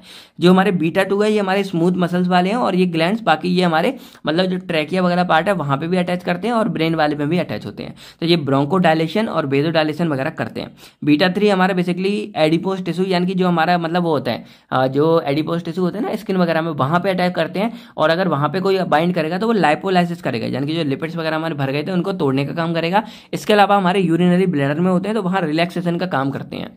अब हम बात करते हैं नेक्स्ट सिंपैथोमाइमेटिक एजेंट्स के बारे में। तो सिंपली देखो, सिंपैथो का मतलब होता है सिंपैथेटिक सिस्टम और माइमेटिक का मतलब होता है कॉपी। यानी कि बेसिकली हमारे वो एजेंट्स होंगे जो हमारे सिंपैथेटिक नर्वस सिस्टम के वर्क को कॉपी करते हैं। और सिंपैथेटिक नर्वस सिस्टम का काम क्या था कि वो हमारा फाइट और फ्लाइट वाली कंडीशन में हेल्प करता है, यानी कि इमरजेंसी कंडीशन में। तो ये भी हमारे कुछ उसी बेस में काम आएंगे। तो ये वही है कि वो हमारे सिंपैथेटिक नर्वस सिस्टम को कॉपी करते हैं। और बेसिकली ये हमारे क्या करेंगे, जो इसके रिसेप्टर थे, सिंपैथेटिक रिसेप्टर कौन से थे, एड्रेनर्जिक रिसेप्टर। अब देखो जो पूरी मेडिकल और कोलॉजी है ना, इसमें बेसिकली क्या है कि आपको नाम से कंफ्यूजन हो सकता है क्योंकि एक ही चीज के हमारे 2-3 नाम हो जाते हैं। अब जैसे एड्रेनर्जिक रिसेप्टर है तो अगर हम इसको सिंपली बोला जाए तो ये हमारे सिंपैथेटिक रिसेप्टर भी बोल सकते हैं। अगर सिंपली बोला जाए तो इसको हम सिंपैथोमाइमेटिक के रिसेप्टर भी बोल सकते हैं। और यहाँ पे एड्रेनर्जिक रिसेप्टर तो होता ही है, तो इसीलिए थोड़ा सा कंफ्यूजन हो जाता है। तो आपको ये बातों का भी ध्यान रखना पड़ेगा। बाकी जो सिंपैथोमाइमेटिक एजेंट्स हैं ये हमारे डायरेक्ट और इनडायरेक्ट दोनों तरह के होते हैं। डायरेक्टली हमारे वो होंगे जो एड्रेनर्जिक हमारे रिसेप्टर थे ना उनके ऊपर जाके बाइंड करके अपना एक्शन शो करते हैं। और इनडायरेक्ट क्या होते हैं कि ये भाई डायरेक्टली बाइंड नहीं करते। जैसे हमारा मान लो ये थे तो ये डायरेक्टली रिसेप्टर जाके बाइंड नहीं करेंगे, बल्कि ये क्या करते हैं, जो हमारा सिंपैथेटिक एजेंट थे उनके कुछ हमारे ड्रग्स थे जैसे फिनाइलेफ्रिन, डोपामिन हो गया, एफिनेफ्रिन, नॉरएपिनेफ्रिन, साल्ब्यूटामॉल, एफिड्राइन, जो ये हो गए ना, तो जो डोपामिन फिनाइलेफ्रिन ये है ना तो इनकी रिलीज को ये बढ़ा देता है। तो ये बेसिकली क्या करेगा कि इनकी रिलीज को बढ़ा देगा। जो हमारे एपिनेफ्रिन और नॉन एपिनेफ्रिन और डोपामिन है ना इनकी रिलीज को बढ़ा देगा। और जब ये हमारे बढ़ जाते हैं तो ये डायरेक्टली जाके क्या करेंगे, एड्रेनर्जिक रिसेप्टर पे जाके बाइंड करेंगे और अपना एक्शन शो करते हैं। तो डायरेक्ट वाले डायरेक्टली रिसेप्टर जाके बाइंड कर रहे हैं और इनडायरेक्ट वाले सिर्फ इनकी रिलीज को बढ़ा रहे हैं जिससे ये रिसेप्टर पे जाएं और अपना एक्शन शो करें। नेक्स्ट हमारा आता है give structure and uses of phenylephrine. तो फिनाइलएफ्राइन हमारा होगा ये। तो फिनाइलएफ्रिन एक्चुअल में हमारे एक डायरेक्ट एक्टिंग सिंपैथोमाइमेटिक एजेंट्स होता है जो डायरेक्टली एड्रेनर्जिक रिसेप्टर जाके बाइंड करेगा और अपना एक्शन शो करता है। तो इसका स्ट्रक्चर देखो, मेडिकेम के स्ट्रक्चर बहुत डेंजर है, आपको ऐसे ही याद करने पड़ेंगे। बेंजीन OH लगा है, यहाँ CH2 NH CH3 और यहाँ पे OH लगा हुआ है और यहाँ पे NH ग्रुप लगा है। तो ये पूरा देख लेना। बाकी ये हमारा माइड्राइटिक एजेंट्स में काम करता है। जब आई सर्जरी वगैरह होता है ना तो वहाँ पे आई में ऑपरेशन के टाइम पे आई खुली रहे और थोड़ी रहे, उसमें हमारी हेल्प करती है। इसके अलावा जो हाइपोटेंशन अगर कभी हो जाता है यानी कि कम हो जाता है ब्लड प्रेशर तो उसको बढ़ाने में ये हमारी हेल्प करते हैं। इसके अलावा ये हमारे जो आर्टरीज वगैरह है उसमें बेजो कंस्ट्रिक्शन कराते हैं और इसकी वजह से बेजो कंस्ट्रिक्शन होगा तो हमारा बीपी ऑटोमेटिक बढ़ जाता है। इसके अलावा हमारे यूट्रस वगैरह के कॉन्ट्रैक्शन वगैरह करवाते हैं, जो आंख की आइरिस होती है उसको कॉन्टैक्ट वगैरह करवाते हैं। तो ये सब काम हमारे होते हैं फिनाइलएफ्रिन के। नेक्स्ट हमारा क्वेश्चन आता है discuss adrenergic antagonist and alpha adrenergic antagonist.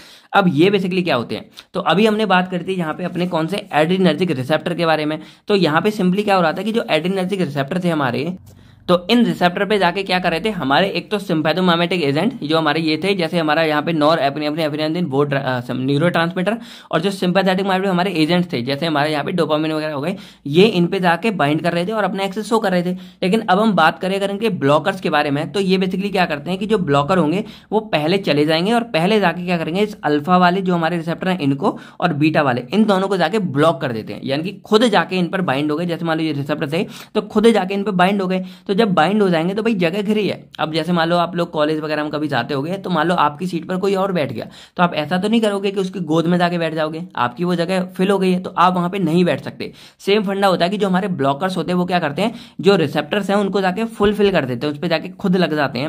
और जब खुद जाके लग जाएंगे तो अब क्या होगा कि जब खुद लग गए तो यहाँ पे जो एक्चुअल ड्रग है जिसको लगना चाहिए वो जाके अपना एक्शन शो नहीं कर पाता है, और उसकी वजह से जो उसका ये फंक्शन था वो फंक्शन अपना परफॉर्म नहीं कर पाता है। तो जो एड्रिनर्जिक एंटागोनिस्ट हैं ये बेसिकली क्या करेंगे, जो हमारे एड्रिनर्जिक वाले रिसेप्टर थे उन पे जाके बाइंड करके उसको ब्लॉक कर देते हैं, और ये बेसिकली अल्फा और बीटा दो पाए जाते हैं। अल्फा वाले बेसिकली क्या करते हैं कि जो हमारे अल्फा वाले रिसेप्टर होते हैं उन पे जाके बाइंड करते हैं और अपना जो एक्शन है जो होने वाला था उसको रोक देते हैं। अब इसका एग्जाम्पल हमारा टोलाजोलिन हो गया। अब टोलाजोलिन के यहाँ पे एक कई बार सिंथेसिस एंड यूजेस पूछ लिया जाता है, तो इसको बनाने के लिए क्या करना है, हमें लेना है बेंजाइल साइनाइड जो आपको यहाँ दिख रहा होगा, और इसकी हमें रिएक्शन करवानी है इथाइलिन डाइअमीन के साथ में। अब क्या होता है, जो हमारा CH2C है इसका जो N हो गया ये, और यहां से हमारा N है, यहां पे हमारा N है, तो इस N में से ये दोनों H और इसमें से एक H निकाल दो। अब क्या बचा, एक N हो गया, यहां से 2H, यहां से एक H, यानी कि 3 H हो गए, यानी कि 3 हाइड्रोजन और एक N मिला के हमारे क्या बनाता है, NH3 बनाता है। तो NH3 हमारे यहां से बाहर निकल जाता है। अब बचा क्या क्या है, तो उसको देखो, यहां पे हमारा क्या है कि ये हमारी नॉर्मल रिंग हो गई, सिंपली बात है। और इसके बाद जो हमारा ये CH2 लगाया, अब जो C था ना ये हमारा ये C है, यहाँ पे आ गया। अब इस C के साथ हमारा डायरेक्टली ये N अटैच हो गया, और इस C के साथ डायरेक्टली हमारा ये N अटैच हो गया। तो इधर तो हमारा NH था क्योंकि एक H लिया तो ये अटैच हो गया, यहाँ से हमारा पूरा H2 चला गया तो केवल सिंगल N हो जाएगा। अब यहाँ बॉन्ड कंप्लीट करने के लिए यहाँ पे डबल बॉन्ड बन जाता है। तो अब ये जो हमारा पूरा स्ट्रक्चर बनता है इसी को हम यहाँ पे टोलाजोलिन बोल देते हैं, जो आपको यहाँ समझ आ गया होगा। अब ये हमारा एज अ वेजोडाइलेटर की तरह इस्तेमाल करते हैं, बाकी हम इसको एंटागोनाइज के लिए यूज करते हैं, अगर क्लोनिडिन वगैरह।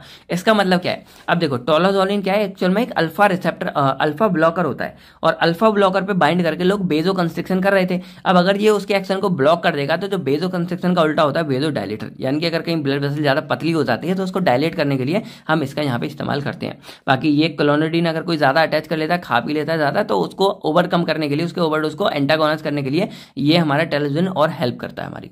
तो अब हम बात करते हैं give structure and uses of salbutamol and propanol. तो जो हमारा प्रोपेनॉल होता है वो हमारा नॉन सिलेक्टिव बीटा ब्लॉकर होता है, सल्ब्यूटामॉल हमारा नॉर्मली जो एड्रेनलिन होता है वो होता है। तो सबसे पहले बात करें सल्ब्यूटामॉल के बारे में, जो हमारा ये था यहाँ पे, तो इसका स्ट्रक्चर आपको यहाँ दिख रहा होगा। बाकी इसको यूज करते हैं रिलैक्स करने के लिए यूट्रिन की स्मूथ मसल। इसके अलावा जो प्री मैच्योर लेबर पेन होता है ना, उसको थोड़ा सा डिले करते हैं, यानी कि किसी की जल्दी डिलीवरी वगैरह होने वाली होती है टाइम से पहले, उसको थोड़ा सा डिले कर सकते हैं इससे, जिससे भाई थोड़ा बहुत मतलब हॉस्पिटल वगैरह अच्छे से पहुंच पाए। इसके बाद इसको करते हैं ओरली फॉर रिलीफ ऑफ ब्रोंकोस्पम। अगर किसी का ब्रोंकाई वगैरह बहुत ज्यादा पतला, यानी कि आपने अस्थमा का केस सुना होगा, तो उसमें जब ब्रोंकोस्पम हो जाता है, यानी कि सांस लेने में दिक्कत, ट्रैकिया पतली हो जाती है, उस केस में हम सल्ब्यूटामॉल का यूज करते हैं, जो इसको रिलीफ करने में हेल्प करता है, यानी कि यहाँ पे उसको डायलेट कर देगा ब्रोंकाई को, जिससे हमारी जो सांस लेने की दिक्कत है वो पूरी हो जाए, यहाँ पे हमारी ओवरकम हो जाए। तो ये इसका पूरा स्ट्रक्चर हो गया। सेकंड हमारा आता है प्रोपेनॉल। तो इसका स्ट्रक्चर आपको यहाँ दिख रहा होगा, देखो याद कर लेना यार, थोड़े से टेढ़े मेढ़े हैं। बाकी ये हमारा सल्ब्यूटामॉल जो हमारा प्रोपेनॉल है वो हाइपरटेंशन में हेल्प करता है हमारा, इन द ट्रीटमेंट ऑफ हाइपरटेंशन। इसके अलावा कार्डियक अरिथमिया, जो हमारे हार्ट रेट मतलब कभी बहुत ज़्यादा बढ़ रही है कभी कम हो रही है, तो इसको मेंटेन करने के लिए भी हम इस प्रोपेनॉल का यूज़ करते हैं। तो ये प्रोपेनॉल हमारा यहाँ पे पूरा हो चुका है। और अब यहाँ बात करते हैं हम डिफाइन दैट हम बीटा एड्रिनर्जिक ब्लॉकर्स। तो इनको बीटा ब्लॉकर नाम से भी जानते हैं। और जो हमारे एड्रिनर्जिक के रिसेप्टर थे उसमें अल्फा और बीटा दो थे। तो बीटा वाला बेसिकली हमारा क्या था, हार्ट के पास कनेक्टेड था ना, तो उस बीटा वाले रिसेप्टर को क्या करता है, ये ब्लॉक करके अपना एक्शन शो करते हैं। और ये मोस्टली हमारा एंटी हाइपरटेंसिव एजेंट्स में हेल्प करते हैं। ऐसा इसलिए क्योंकि जो बीटा 1 सिलेक्टिव है वो केवल हार्ट के अंदर प्रेजेंट होता है। तो अगर कोई बीटा 1 ब्लॉकर होंगे तो वो क्या करेंगे, इस हार्ट में जो मतलब कॉन्ट्रैक्शन रिलेक्शन होने वाली थी उसको थोड़ा सा रोक देते हैं। और जब हार्ट के एक्शन को थोड़ा सा जो कॉन्ट्रैक्शन थी, जो बीपी बढ़ रहा था, उसको रोकेंगे तो हमारा बीपी डाउन होगा। और बीपी डाउन करने के लिए हम यहाँ पे एंटी हाइपरटेंसिव एजेंट्स का यूज करते हैं। एग्जाम्पल हमारा एटिनोल हो गया और मेटाप्रोलोल हो गया। फिर बीटा 2 सिलेक्टिव हमारे लंग्स में भी होते हैं, ब्रोंकाइल मसल्स में भी होते हैं और हमारे हार्ट में भी होते हैं। अब कई केस में यहाँ पे क्या देखा गया कि जैसे हमारा चलो ये आप लोग बताओ, मैं क्वेश्चन आपसे पूछ रहा हूँ, जैसे एक हमारा ड्रग है, तो ऐसा कौन सा ड्रग है उसको हम अस्थमा वाले केस में यूज नहीं कर सकते, यानी कि वो हमारा बीटा ब्लॉकर ही होता है, लेकिन उसको हम अस्थमा वाले केस में यूज नहीं कर सकते, क्योंकि अगर ऐसा करेंगे तो भाई बहुत ही ज्यादा खतरनाक वाला काम हो सकता है। फटाफट बताओ भाई, ये एक रीजनिंग टाइप क्वेश्चन है। बाकी नॉन सिलेक्टिव में हमारा प्रोपनॉल आ जाता है, जो हमने ऊपर देख लिया। अब हम बात करते हैं अपनी यूनिट थर्ड के बारे में। तो यूनिट थर्ड बेसिकली हमारी क्या होती है, ये भी जो हमारा ऑटोनॉमिक नर्वस सिस्टम था ना, उसी का पार्ट 2 होता है। अब यहाँ पे हम बात करते हैं कि what is cholinergic receptor and there distribution. अब आपको वहाँ पे क्या देखा था कि जो हमारा ऑटोनॉमिक नर्वस सिस्टम है वो हमारा 2 पार्ट्स में डिवाइड था, एक था सिंपैथेटिक, एक था पैरासिम्पैथेटिक। तो सिंपैथेटिक का हमने सारा फंडा उस वाली यूनिट में पढ़ लिया। जो यूनिट 4 है ये बेसिकली हमारी जो पैरासिम्पैथेटिक है ना उसके लिए डिपेंड करती है। तो अब जो हमारे कोलिनर्जिक रिसेप्टर हैं ये बेसिकली वो रिसेप्टर होते हैं जहां पे हमारे कोलिनर्जिक न्यूरोट्रांसमीटर जाके बाइंड करेंगे, अपना एक्शन शो करेंगे। अब जो कोलिनर्जिक न्यूरोट्रांसमीटर होते हैं ये हमारे बेसिकली वो न्यूरोट्रांसमीटर होते हैं जो हमारे पैरासिम्पैथेटिक नर्व सिस्टम के अंदर होते हैं, और जो पैरासिम्पैथेटिक नर्व सिस्टम को काम करना होता है वो वाला काम हमारा कोलिनर्जिक वाले न्यूरोट्रांसमीटर करते हैं।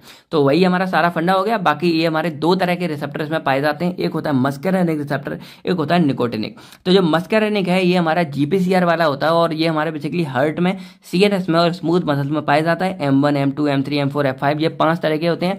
फिर हमारे जो निकोटिनिक है ये 2 तरह का होता है, NM और NN।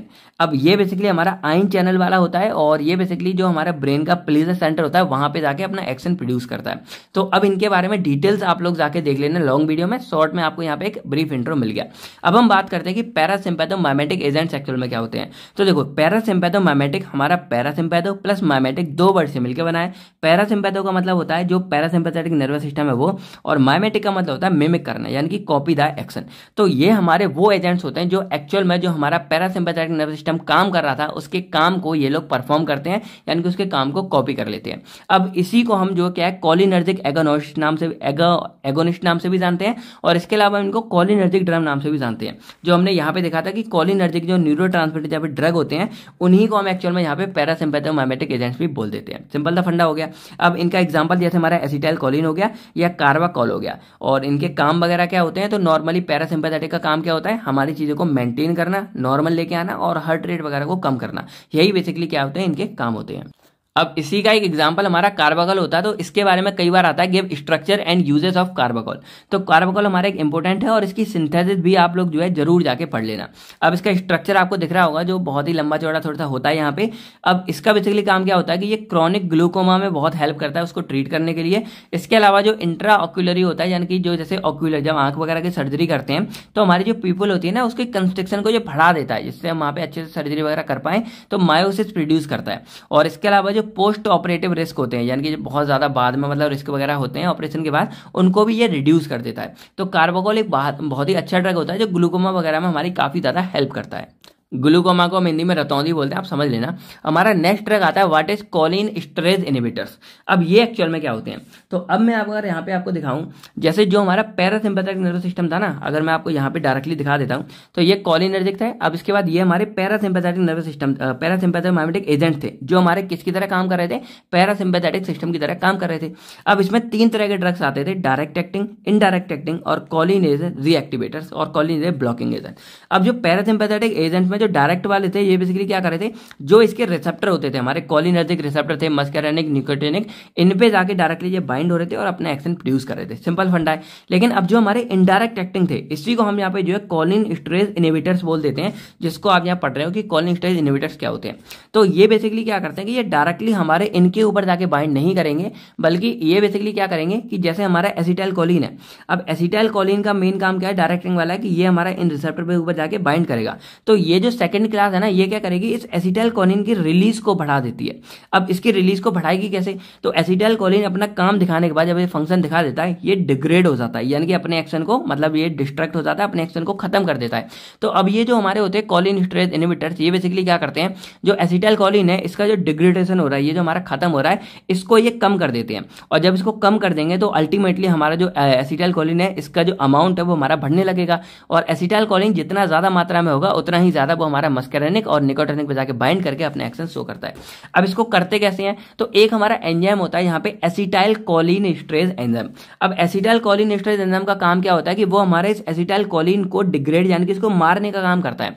अब जो कोलिन एस्ट्रेज इनहिबिटर्स हैं ये क्या करेंगे कि ये जो हमारा एंजाइम था एसिटाइल कोलिन एस्ट्रेज एंजाइम, इसको जाके रोक देते हैं। जैसे मान लो एसिटाइल कोलिन है तो इसका डिस्ट्रक्शन हमारा कौन कर रहा है, ये वाला एंजाइम कर रहा है। तो जो हमारे ये नियोस्टिग्मा जो हमारे इसके ड्रग्स है मान लो कोलिन एस्ट्रेज इनहिबिटर्स हैं, ये क्या करेंगे इस एंजाइम को जाके रोक देंगे। और जब ये एंजाइम हमारा जाकर रुक जाता है तो इस वजह से क्या है कि जो हमारा एसिटाइल कोलिन है इसकी हाइड्रोलिसिस, इसका डिस्ट्रक्शन हमारा रुक जाता है और एसिटाइल कोलिन की अमाउंट बढ़ जाती है। और जब एसिटाइल कोलिन की अमाउंट बढ़ जाएगी तो उतने ही ज्यादा हमारे रिसेप्टर पे जाके बाइंड करेंगे और अपना एक्शन परफॉर्म करते हैं।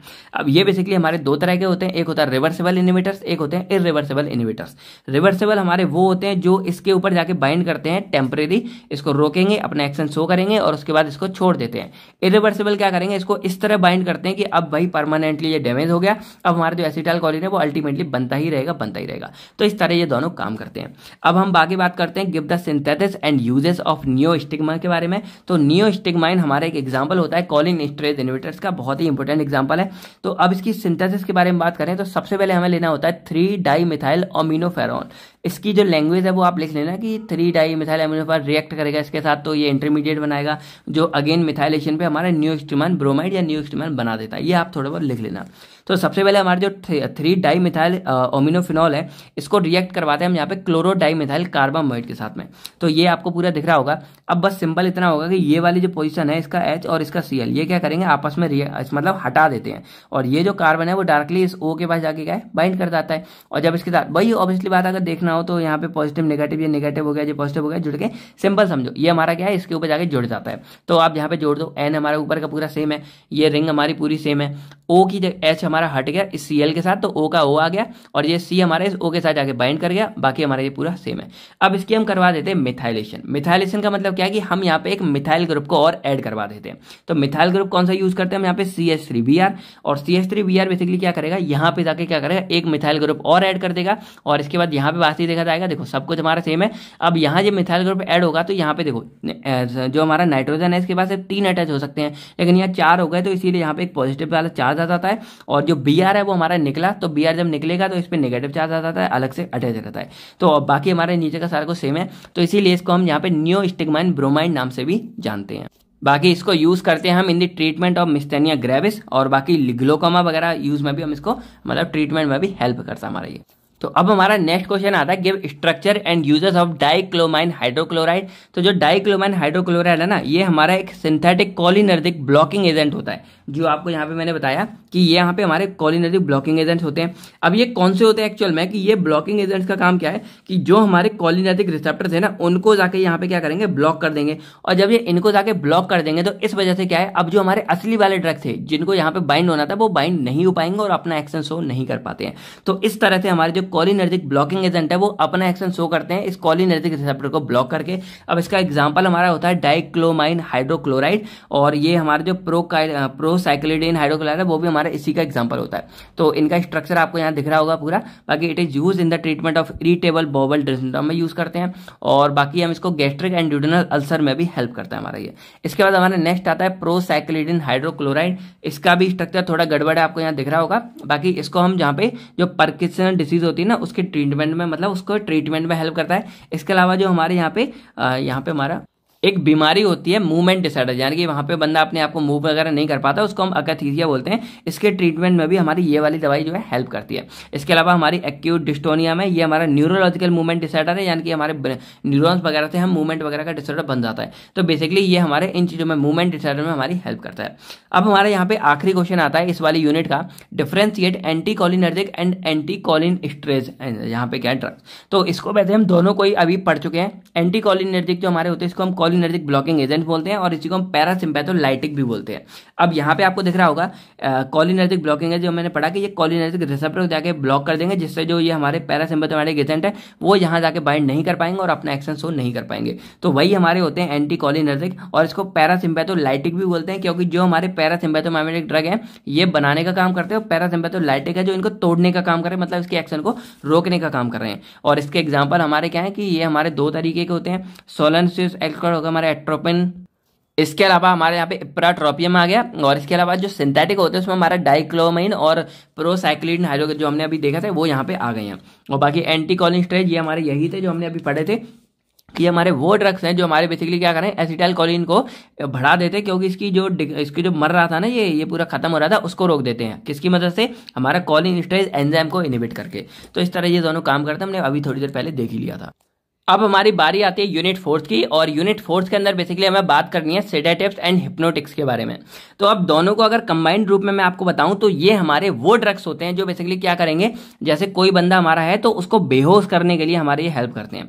अब बेहोश नहीं, एक तरह से बोल सकते हैं उसको स्लीप लाने के लिए। अब जैसे कोई बंदा है जो बहुत ज्यादा एक्साइटेड है, भाई उसका दिमाग काम नहीं कर रहा, बहुत ज्यादा एंजाइटी वगैरह हो गया है, मरा ही जा रहा है, ये दिमाग में सारी की सारी बातें चल रही हैं, उस केस में हम इस्तेमाल करते हैं सेडेटिव एंड हिप्नोटिक्स का। तो जो सेडेटिव्स होते हैं वो एक्चुअल में क्या करेंगे, हमारे जो सीएनएस होता है ना उसके क्या करेंगे, उसको डिप्रेस कर देते हैं, हमारे सीएनएस को डाउन कर देंगे। और जब सीएनएस की एक्टिविटी डाउन हो जाएगी तो हमारा दिमाग थोड़ी देर के लिए शांत हो जाता है, यानी कि काल्म हो जाता है, और हमें थोड़ी देर के लिए चैन पड़ जाता है, और हम यहाँ पे मतलब एक तरह से सोने की कोशिश करने लगते हैं। अब सेडेटिव्स हमारे होते हैं जो हल्के, यानी कि अगर हम कम अमाउंट में देते हैं तो उसको हम सेडेटिव बोल देते हैं, और जो थोड़ी सी कम एक्टिविटी दिखाते हैं, यानी कि जो पेशेंट में एक्साइटमेंट बहुत ज्यादा, यानी कि पागल से होने लगते हैं, बहुत ज्यादा दिमाग में बातें चलती है, ये सब, उस केस में हम इसका यूज करते हैं। तो सेडेटिव हमारे स्मॉल डोज में यूज किए जाते हैं, और माइल्ड डिप्रेशन टू सीएनएस, यानी कि थोड़ा सा डिप्रेस कर देते हैं वो।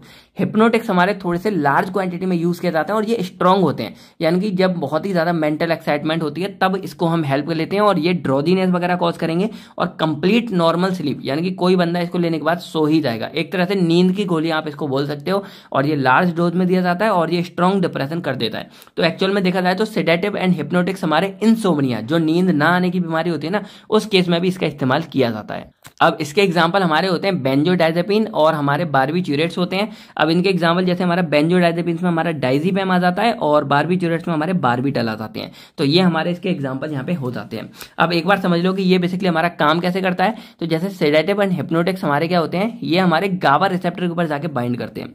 अब जो गाबा रिसेप्टर है वो क्या करेगा, जो हमारे न्यूरॉन्स के अंदर बता रहा हूं मैं, तो जैसे हमारे ये न्यूरॉन्स होता है, तो इस न्यूरॉन्स के अंदर हमारे ये रिसेप्टर होते हैं, गाबा रिसेप्टर। इसके ऊपर यहाँ ये जगह है, यहाँ पे बेंजोडाइजेपिन, तो यहाँ बारबिट्यूरेट्स जाके बाइंड कर सकते हैं, या शायद उल्टा होगा, एक बार आप इसको क्रॉस चेक कर लेना। तो जब गाबा रिसेप्टर के ऊपर जाके जैसे ये हमारे चिपकते हैं, ये क्या करेंगे, कैल्शियम चैनल को ओपन कर देंगे। इससे जो कैल्शियम का इन्फ्लक्स है, यानी कि इससे जो हमारा न्यूरोट्रांसमीटर है, इसके अंदर हमारे कैल्शियम बहुत ज्यादा मात्रा में आने लगता है। और जब कैल्शियम बहुत ज्यादा मात्रा में आ जाता है तो हमारी हाइपर पोलराइजेशन हो जाती है, और इस चक्कर में जो हमारे सोडियम के चैनल थे वो बंद हो जाते हैं। और जब सोडियम चैनल बंद हो जाते हैं तो सोडियम का इन्फ्लक्स हमारे यहाँ पे रुक जाता है, यानी कि सोडियम हमें यहाँ पे देखने को नहीं मिलता। और जब सोडियम देखने को नहीं मिलता तो सोडियम हमारा सोडियम हमारा रिस्पॉन्सिबल होता है एक्टिविटी के लिए। तो यहाँ पे जो सीएनएस की एक्टिविटी थी वो हमारी डिक्रीज हो जाती है, और यही तो हम चाहते थे कि हमारा सीएनएस डिप्रेस हो जाए। तो इस तरह हमारे सेडेटिव हिप्नोटिक के जितने भी ड्रग्स हैं मोस्टली हमारे इसी तरह से काम करते हैं। सारा कुछ आपको बता दिया। अब हमारा आता है give structure and uses of diazepam and phenytoin के स्ट्रक्चर लिखो। तो ये आपको दिख रहा होगा, ये पूरा हमारा डाइजीपाम का है। अब ये use in the treatment of anxiety and insomnia, जब नींद नहीं आती है और बहुत ज्यादा बेचैनी होती है तब हम इसका इस्तेमाल करते हैं। इसके अलावा ये डाइजीपाम का हमारा है, याद रखना। इसके अलावा ये हमारा सिम्टम जो हमारे अल्कोहल विथड्रॉल, अगर बहुत ज्यादा किसी को अल्कोहल की आदत है उसको छुड़ाने में हेल्प करेगा। इसके अलावा मसल स्पैम, बहुत ज्यादा किसी के मसल डाउन हो गए, सीजर्स वगैरह आ रहे हैं, या रेस्टलेस हो गया leg syndrome. Restless leg syndrome में क्या है कि एकदम चैन नहीं पड़ता लातों में, ऐसा लगता है भाई क्या करा है, और मूवमेंट वगैरह करते रहते हो, तो उन सब में हमारा डाइजीपाम बहुत ज्यादा हेल्प करता है हमारी।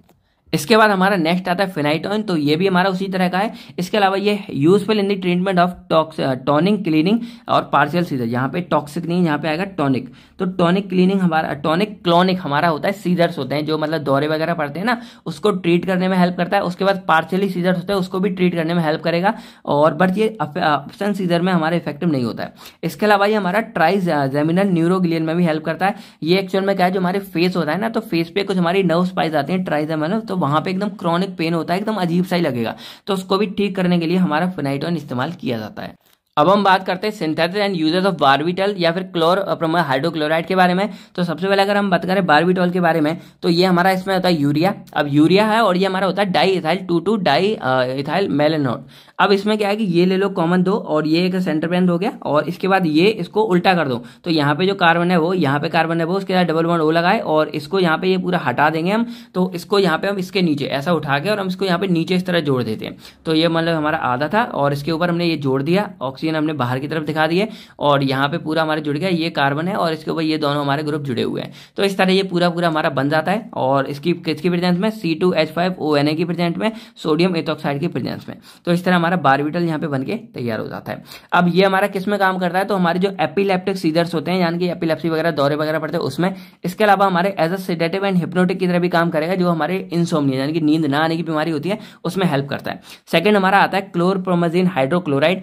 तो ये बेसिकली कैसे बनेगा, तो हमें सबसे पहले लेना है यहाँ पे हमें एम क्लोरोडाइफिनाइलअमीन। अब ये एम क्यों, क्योंकि मेटा पोजीशन पे हमारा क्लोरीन ग्रुप रहता है, इसलिए एम क्लोरोडाइफिनाइलएलेनिन हो जाएगा। अब इसको सल्फर के साथ हम रिएक्ट करवाएंगे और हीट करेंगे, तो यहाँ पे देखो इस जगह पे हमारा क्या है, सल्फर वाला पूरा ग्रुप यहाँ पे अटैच हो जाता है। इसको हम थाया ग्रुप भी बोलते हैं। तो इसलिए अब इसका पूरा नाम क्या हो जाएगा, बाकी सब सेम है, इसका नाम हो जाएगा फिनोथायाजीन। फिनोथायाजीन हो गया हमारा। अब इसको हम क्या करेंगे, ऐड करते हैं अपने 3 मिथाइल अमीनो प्रोपाइल क्लोराइड के साथ में। यहाँ पे आप देख रहे होगे in the presence of NaNH2, तो हमारा बन के तैयार हो जाता है क्लोरप्रोमाजीन हाइड्रोक्लोराइड। यहाँ देखो सारा कुछ हमारा ये पूरा लगभग सेम ही है। अब ये N था ना, इसके ऊपर ये पूरा का पूरा ये S, ये Cl और ये H हमारा बाहर निकल गया और देखो CH2 CH2 CH3 N, ये पूरा हमारा यहाँ पे जुड़ के तैयार हो गया। बाकी सब हमारे यहाँ पे सेम है। तो बस इतना सा फंडा हमारा होता है। बाकी ये हमारा सीजोफ्रेनिया में, यानी कि जब हमें ये मतलब रियलिटी जैसे हकीकत क्या है और हेलुसिनेशन क्या है उसमें फर्क नहीं दिखता, उस केस में हम इसका यूज करते हैं। इसके अलावा जो नोजिया वॉमिटिंग है उसमें हेल्प करता है। इसके अलावा हमारे एक पोरफायरिया होता है, एक तरह से हमारा यह है कि दिमाग में ये चीजें इकट्ठी होने लगती हैं। इसको थोड़ा सा आप गूगल वगैरह कर लेना और अगर किसी को आता है तो भी कमेंट करके बताओ कि पोरफायरिया क्या होता है हमारा। अब आपके लिए यहाँ पे एक मेन क्वेश्चन आता है, define the term anti psychotics and anti convulsant. अब देखो एंटी साइकोटिक क्या होता है कि एंटी प्लस साइकोटिक, तो साइकोटिक हमारे कुछ डिसऑर्डर्स होते हैं, उसको ट्रीट करने के लिए जिन दवाओं का हम इस्तेमाल करते हैं उसको हम एंटी साइकोटिक ड्रग बोल देते हैं। अब साइकोटिक बेसिकली क्या होता है कि यहाँ पे जो हमारा दिमाग है ना वो एक मेंटल डिसऑर्डर है, जिसमें हमारी जो रियलिटी से हमारा जो नाता है वो कट जाता है। यानी कि अगर किसी बंदे को साइकोटिक मतलब साइकोसिस हो गई है, उसमें क्या है, जैसे अभी मैं यहाँ बैठा हूँ तो मैं ये पूरी वीडियो बना रहा हूँ भाई, पूरा गर्मी से सारा कुछ बहुत बुरे हाल हो रखे हैं, ये समझ लो, क्योंकि ना पंखा चला सकते हैं ना कुछ नहीं चला सकते, तो सारा कुछ है। तो ऐसे में क्या है कि अब एकदम मैं सोचने लगा भाई ये तो हकीकत है ही नहीं, ये तो मैं सपना देख रहा हूँ, ये क्या हो रहा है कैसे। तो यहाँ पे मैं बोल सकता हूँ कि ये बीमारी होगी हमारी साइकोसिस, कि हमारे जो रियलिटी से है नाता कट जाता है, हम फर्क नहीं कर पाते कि क्या रियलिटी है और क्या हमारा धोखा है। तो इसी को हम यहाँ पे एंटी साइकोटिक, ऐसी बीमारी को ट्रीट करने की दवा को यूज करते हैं तो हम एंटी साइकोटिक बोलते हैं। अब ऐसा क्यों हो सकता है, तो या तो हमें सीजोफ्रेनिया हो गया, या किसी को बाइपोलर डिसऑर्डर हो गया, या कोई ज्यादा स्ट्रेस वगैरह लेता है, ऐसे केस में ये साइकोसिस डिसऑर्डर होने के चांस होते हैं। सीजोफ्रेनिया में बेसिकली हमारे हेलुसिनेशन या रिश्ता कट जाता है। बाइपोलर में क्या है कि एकदम कभी बंदा इधर कभी बंदा उधर हो गया, तो ऐसी चीजें होती हैं। बाकी जो एंटी साइकोटिक ड्रग्स होते हैं वो हमारे क्योर नहीं करते प्रॉपर, बल्कि ये क्या काम करते हैं कि जो डिसऑर्डर है उसके जो सिम्टम्स है उसको थोड़ा सा कम करने में हेल्प करते हैं। एग्जाम्पल हमारा फिनोथायाजीन्स हो गया और यहाँ पे क्लोरप्रोमाजीन हाइड्रोक्लोराइड हो गया, ये हमारे एंटी साइकोटिक के एग्जाम्पल हो गए। अब बात करते हैं एंटी कन्वल्सेंट की। तो एंटी कन्वल्सेंट भी वही है कि कन्वल्सेंट का मतलब होता है हमारे सीजर्स, और सीजर्स मतलब होते हैं एपिलेप्सी।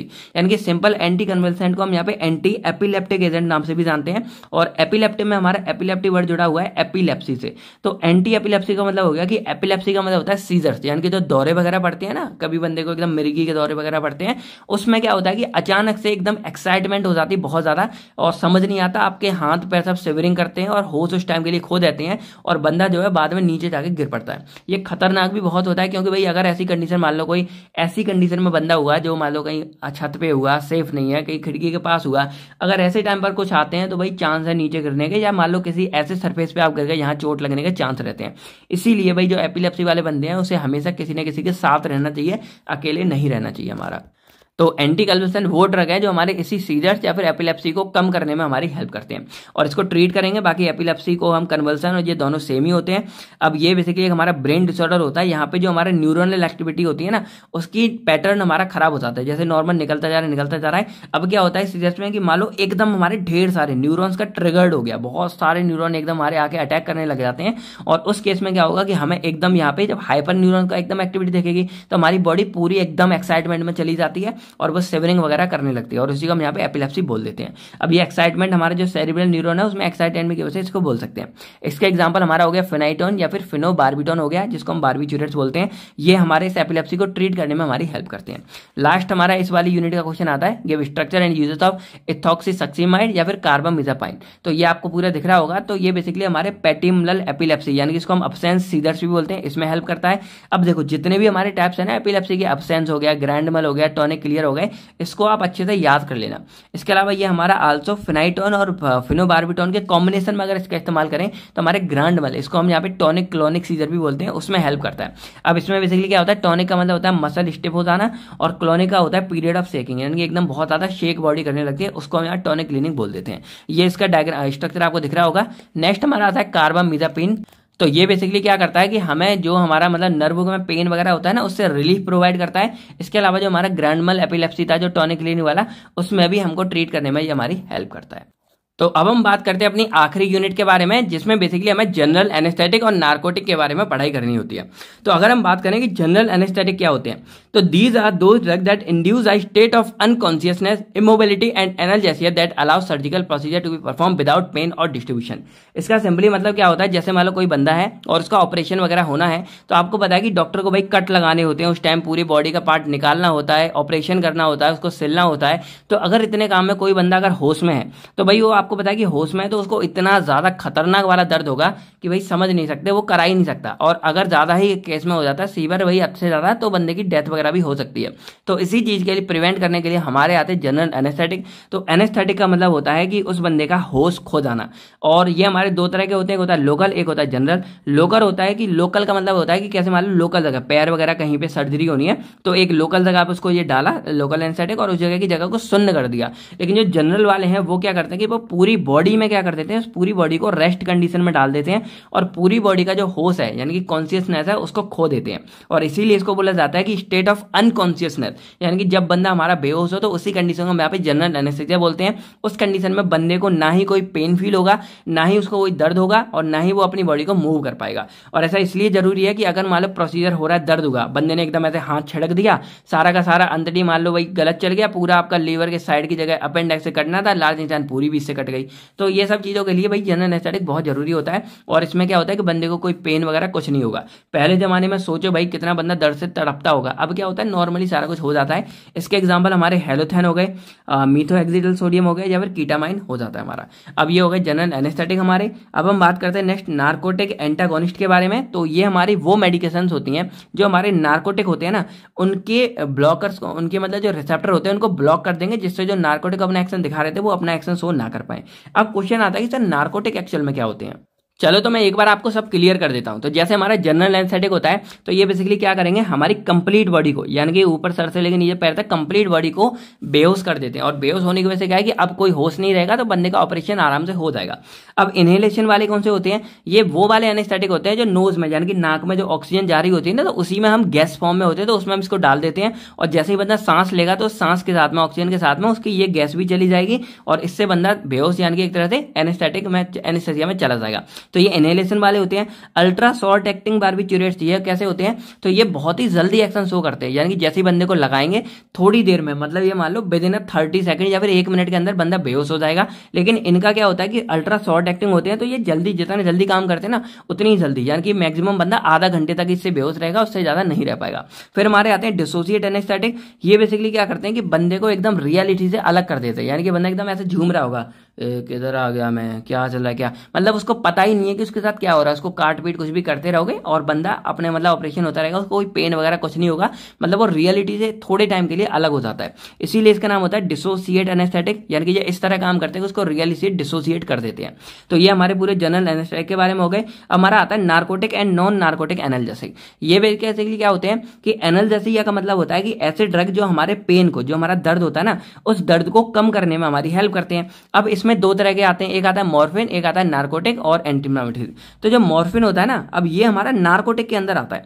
अब इसका मतलब क्या होता है, जो नार्कोटिक वाले हमारे ड्रग्स होते हैं ये बेसिकली क्या करते हैं कि पेन को तो कम करते हैं, इवन जो सीवर पेन होता है ना, खतरनाक वाला, उस पेन को भी कम करते हैं। लेकिन नार्कोटिक वाले हमारे सीएनएस पे जाके अपना एक्शन शो करते हैं, और इस वजह से जो इस ड्रग की एडिक्शन है, यानी कि जो साइड इफेक्ट होते हैं, एडिक्शन होता है हमारा, डिपेंडेंसी होती है, वो हमारी इसकी सबसे ज्यादा होती है, यानी कि साइड इफेक्ट हमारे सबसे ज्यादा होते हैं। एक तरह से नशा करने वाला हिसाब किताब मान सकते हो इस मॉर्फिन का, यानी कि जो लोग गांजा चरस और ये सब हीरोइन वगैरह लेते हैं ना, वो हमारे इसी नार्कोटिक का होता है कि बहुत ज़्यादा लाइफ में परेशान स्ट्रेस होते हैं, उसको लेते हैं तो सारी दुनिया ही भूल जाते हैं। लेकिन ये बहुत एडिक्टिव होता है, बहुत ज़्यादा नुकसान करता है, इसीलिए ये हमारा बैन वगैरह भी कर रखा होता है। तो इसीलिए ये हमारे होते हैं जो दिमाग वगैरह में डालते हैं और हमें एडिक्शन वगैरह कॉज कर सकते हैं। जो नॉन नार्कोटिक वाले होते हैं ये क्या करते हैं, हमारे पेन को तो कम करते हैं, लेकिन ये कोई भी हमारे सीएनएस पे जाके इफेक्ट नहीं करते, पेरिफेरली ज़्यादा दिखाते हैं। सीएनएस पर भी जाते हैं लेकिन ये डिपेंडेंसी कॉज नहीं करते, ना ही कोई बंदा डिपेंड होगा, ना ही किसी बंदे को आदत पड़ेगी, ना ही किसी बंदे को ऐसी कोई लत वगैरह या वो होगा, और ये लीगली भी यूज किए जाते हैं। तो जो नॉन नार्कोटिक है वो एक्चुअल में हमारे जैसे एंटी इन्फ्लामेटरी हो गए ना, नशेड्स हो जाते हैं,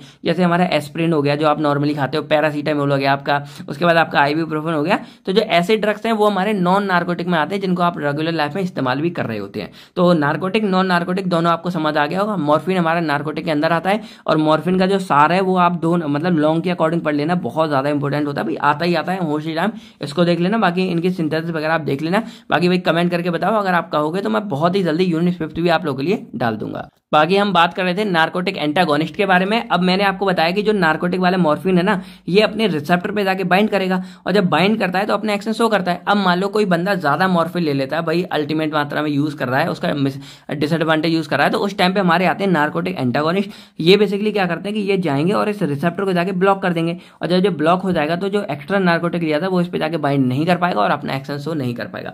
बाकी मॉर्फिन का जो एग्जाम्पल, जैसे जो फौजी वगैरह लोग होते हैं ना, उनका क्या होता है कि बहुत ज्यादा सीवियर एक्सीडेंट होते हैं, किसी का हाथ कट गया या गोली लग गया, उस टाइम पे खतरनाक वाला पेन होता है। तो जैसे हाथ वगैरह पे कहीं लग गया तो उसी जगह पे वो डायरेक्टली इस मॉर्फिन का इंजेक्शन लगा देते हैं, और वो क्या करेगा, उस जगह को जाके एक तरह से शून्य कर देगा, जिससे वहां पे कोई भी पेन वगैरह दर्द ना हो और बंदा आगे और फाइट कर पाए और लड़ाई कर पाए। तो भाई दिल से सैल्यूट है आप लोगों को। तो नार्कोटिक एंटागोनिस्ट हमारी वो दवाइयां हो गई जो हमारे नार्कोटिक जो ऑपियोइड्स होते हैं उसको इफेक्ट को, ओवरडोज को कम करते हैं या फिर रिवर्स कर देते हैं। अब हमारा क्वेश्चन आता है, give structure and use of halothane and methohexitone sodium. Halothane हमारे इनहेलेशन वाले एनेस्थीसिया, मैंने आपको बता दिया, ये अल्ट्रा शॉटिंग है, ये बता दिया। अब इसके देखा जाए यहाँ पे तो ये इसका स्ट्रक्चर हो गया। अब ये हमारे एनेस्थीसिया को इंड्यूस करता है, मेंटेन करता है। बाकी ये जो सर्जरी वगैरह करते हैं उस टाइम पेन रिलीफ के टाइम काम करता है, यानी कि हमें दर्द वगैरह ना हो, उसलिए हम हेलोथेन का यूज करते हैं। फिर हमारा आता है मिथोहेक्सिटल सोडियम। ये हमारा बहुत ही ज्यादा जल्दी काम करता है और डीप सेडेशन करता है, यानी कि इसमें बंदा एकदम ही पूरा डीप में चला जाता है, जिससे कोई प्रोसीजर वगैरह होना है। बाकी ये डेंटल प्रोसीजर में भी इस्तेमाल किया जाता है, जो माउथ में लगाते हैं ना उसमें भी इसका इस्तेमाल करते हैं। स्ट्रक्चर आप लोग देख लेना, थोड़ा सा कॉम्प्लिकेटेड है, आपको याद करना ही पड़ेगा। अब हमारा आता है give structure and use of ketamine hydrochloride. तो कीटामाइन हाइड्रोक्लोराइड हमारा डिसोसिएट एनेस्थेसिया का एग्जांपल है, मतलब ये बेसिकली क्या करेगा, हमें रियलिटी से अलग सा कर देगा। तो ये हमारा पूरा इसका स्ट्रक्चर हो गया, और यहाँ पे ये हमारा एक एनेस्थेटिक एजेंट होता है जो सर्जिकल प्रोसीजर के टाइम पे इस्तेमाल किया जाता है हमको एनेस्थेसिया कॉज करने के लिए। नेक्स्ट हमारा आता है यहाँ पे structure use of fentanyl citrate और मीथाडोन। तो यहाँ बेसिकली ये आपको दिख रहा होगा, ये पूरा का पूरा स्ट्रक्चर होता है फेंटानिल सिट्रेट का, बहुत ही लंबा चौड़ा होता है। बाकी ये हमारा रेगुलर नार्कोटिक थेरेपी में इस्तेमाल किया जाता है, बाकी कैंसर पेशेंट में भी इसका इस्तेमाल किया जाता है, और इसकी सिंथेसिस आप लोग बहुत अच्छे से पढ़ लेना। बाकी ये मॉर्फिन एनालॉग ही हमारा होता है। इसके बाद जो मीथाडोन हाइड्रोक्लोराइड होता है, ये बेसिकली हमारा जो ड्राई कफ होता है या पेन होता है उसमें हमारा इस्तेमाल किया जाता है, जो आपको यहाँ दिख रहा होगा। बाकी ये भी हमारा एक मॉर्फिन की तरह होता है, तो ये भी हमारा क्या करेगा, एनाल्जेसिया, यानी कि हमें जो पेन वगैरह होगा उसमें हमारी हेल्प करता है ये भी, ठीक है। बाकी सेडेशन वगैरह ये कॉज कर देता है। फिर हमारा आता है कि structure and use of mefenamic acid या फिर आइबुप्रोफेन। तो जो हमारा मेफेनेमिक एसिड है वो हमारा as a anti inflammatory agent होता है, जो बेसिकली हमारे जो इन्फ्लामेशन में जो हमारा पेन, क्योंकि इन्फ्लामेशन के अंदर हमारा एक पेन भी होता है, तो एंटी इन्फ्लामेटरी क्या करेगा, इस पेन को कम करने का, यानी कि पेन को खत्म करने में हमारी हेल्प करता है। तो इसका आपको यहाँ पे डायग्राम दिख रहा होगा, ये हमारा पूरा होता है मेफेनेमिक एसिड, और ये बेसिकली जो रिमेटाइड आर्थराइटिस या उसमें या ऑर्थो आर्थराइटिस में जो पेन होता है ना उसमें हेल्प करता है। इसके अलावा माइल्ड से मॉडरेट पेन में हेल्प करता है, बाकी हमारी इन्फ्लामेशन को भी ये डिक्रीज करता है। फिर हमारा आता है आइबुप्रोफेन। तो ये हमारा एक नॉन नार्कोटिक ड्रग होता है, जो मैंने आपको बता दिया, यानी कि ये पेन को कम करेगा और हमारे सीएनएस पे भी जाके कोई डिपेंडेंसी, कोई चीज ऐसे गलत काम नहीं करता। तो ये हमारा पूरा आइबुप्रोफेन हो गया। अब ये भी हमारा क्या करेगा, पेन को रिड्यूस करेगा, फीवर और इन्फ्लामेशन में हमारी हेल्प करता है। इसके अलावा हमारा रिमेटॉइड आर्थराइटिस के पेन को भी डिक्रीज करता है। अब हमारा इस यूनिट का लास्ट क्वेश्चन आता है, give name and structure of any two narcotic antagonist के बारे में। तो एंटागोनिस्ट है तो बेसिकली क्या करेगा, ये नार्कोटिक का जो इफेक्ट होगा उसको कम करेगा, ओवर मतलब बैक करेगा इसको, या फिर पूरा मतलब न्यूट्रलाइज करेगा। तो यहाँ पे दो हमने एग्जांपल लिख दिए, एक हमारा होता है नोलारफिन और एक हमारा होता है नेलोक्सोन। नेलोक्सोन हमारा काफी ज्यादा इस्तेमाल किया जाता है। बाकी इसके जो ये आपको दिख रहे होंगे, ये भाई आप देख लो, थोड़े तिगड़म वाले आपको यहाँ पे दिख रहे होंगे। तो ये था हमारा पूरा का पूरा इसका नेलोफिन का, और ये था हमारा नेलोक्सोन का। तो आई होप आपको ये पूरे के पूरे सारे क्वेश्चन समझ आ गए होंगे। तो अब हमने यहाँ पे 2 मार्क्स के सारे क्वेश्चन कवर कर लिए हैं। अब मेरी आपसे रिक्वेस्ट ये है कि जैसे जो भी हमारे ये सिलेबस आपको दिख रहा होगा, इसके अंदर जितने भी ये स्टार वाले ट्रक है ना, इनको आप अच्छे से देख कर जाना भाई, बहुत ज्यादा इंपॉर्टेंट है, इसको बिल्कुल भी मिस मत करना। तो ये वाले ट्रक जितने भी हैं इन सबकी सिंथेसिस आपको करके जानी है। टोटल 22 ट्रक हमारे साथ पूरे 4th सेमेस्टर में है। इसके अलावा जो हमारे सार हैं, जैसे इंपॉर्टेंट, जैसे हमारा एक ये वाला सार बहुत इंपॉर्टेंट है, इसको आपको करके जाना है। और इसके अलावा यहाँ पे आपको दिख रहे होंगे ये पूरा, मतलब ये सारा ही इंपॉर्टेंट है, जहां जहां स्टार आपको लिखा हुआ है, तो ये सब अच्छे से कर लेना। तो आई होप आपको अब सारे के सारे क्वेश्चन बहुत ही अच्छे से और डिटेल्स में आपको अच्छे से समझ आ गए होंगे। तो थोड़ी सी वीडियो लेंदी होगी, लेकिन आपको सारा ही कुछ देखने को मिल गया। तो आपको वीडियो कैसी लगी कमेंट करके बताओ। बाकी मेडिसिनल केमिस्ट्री की डेफिनेशन आपको कमेंट में लिख के बतानी है। और इसके अलावा इस वीडियो को आप लोग अपने सभी दोस्तों के पास शेयर कर दो फटाफट, क्योंकि भाई लास्ट में पड़ी है तो किसी को ज्यादा पता नहीं रहता। तो मैं मिलता हूँ आपसे बहुत नेक्स्ट वीडियो में। तब थैंक यू, टेक केयर, अपना अपनी फैमिलीज का ख्याल रखेगा। बाय बाय दोस्तों, जय हिंद दोस्तों।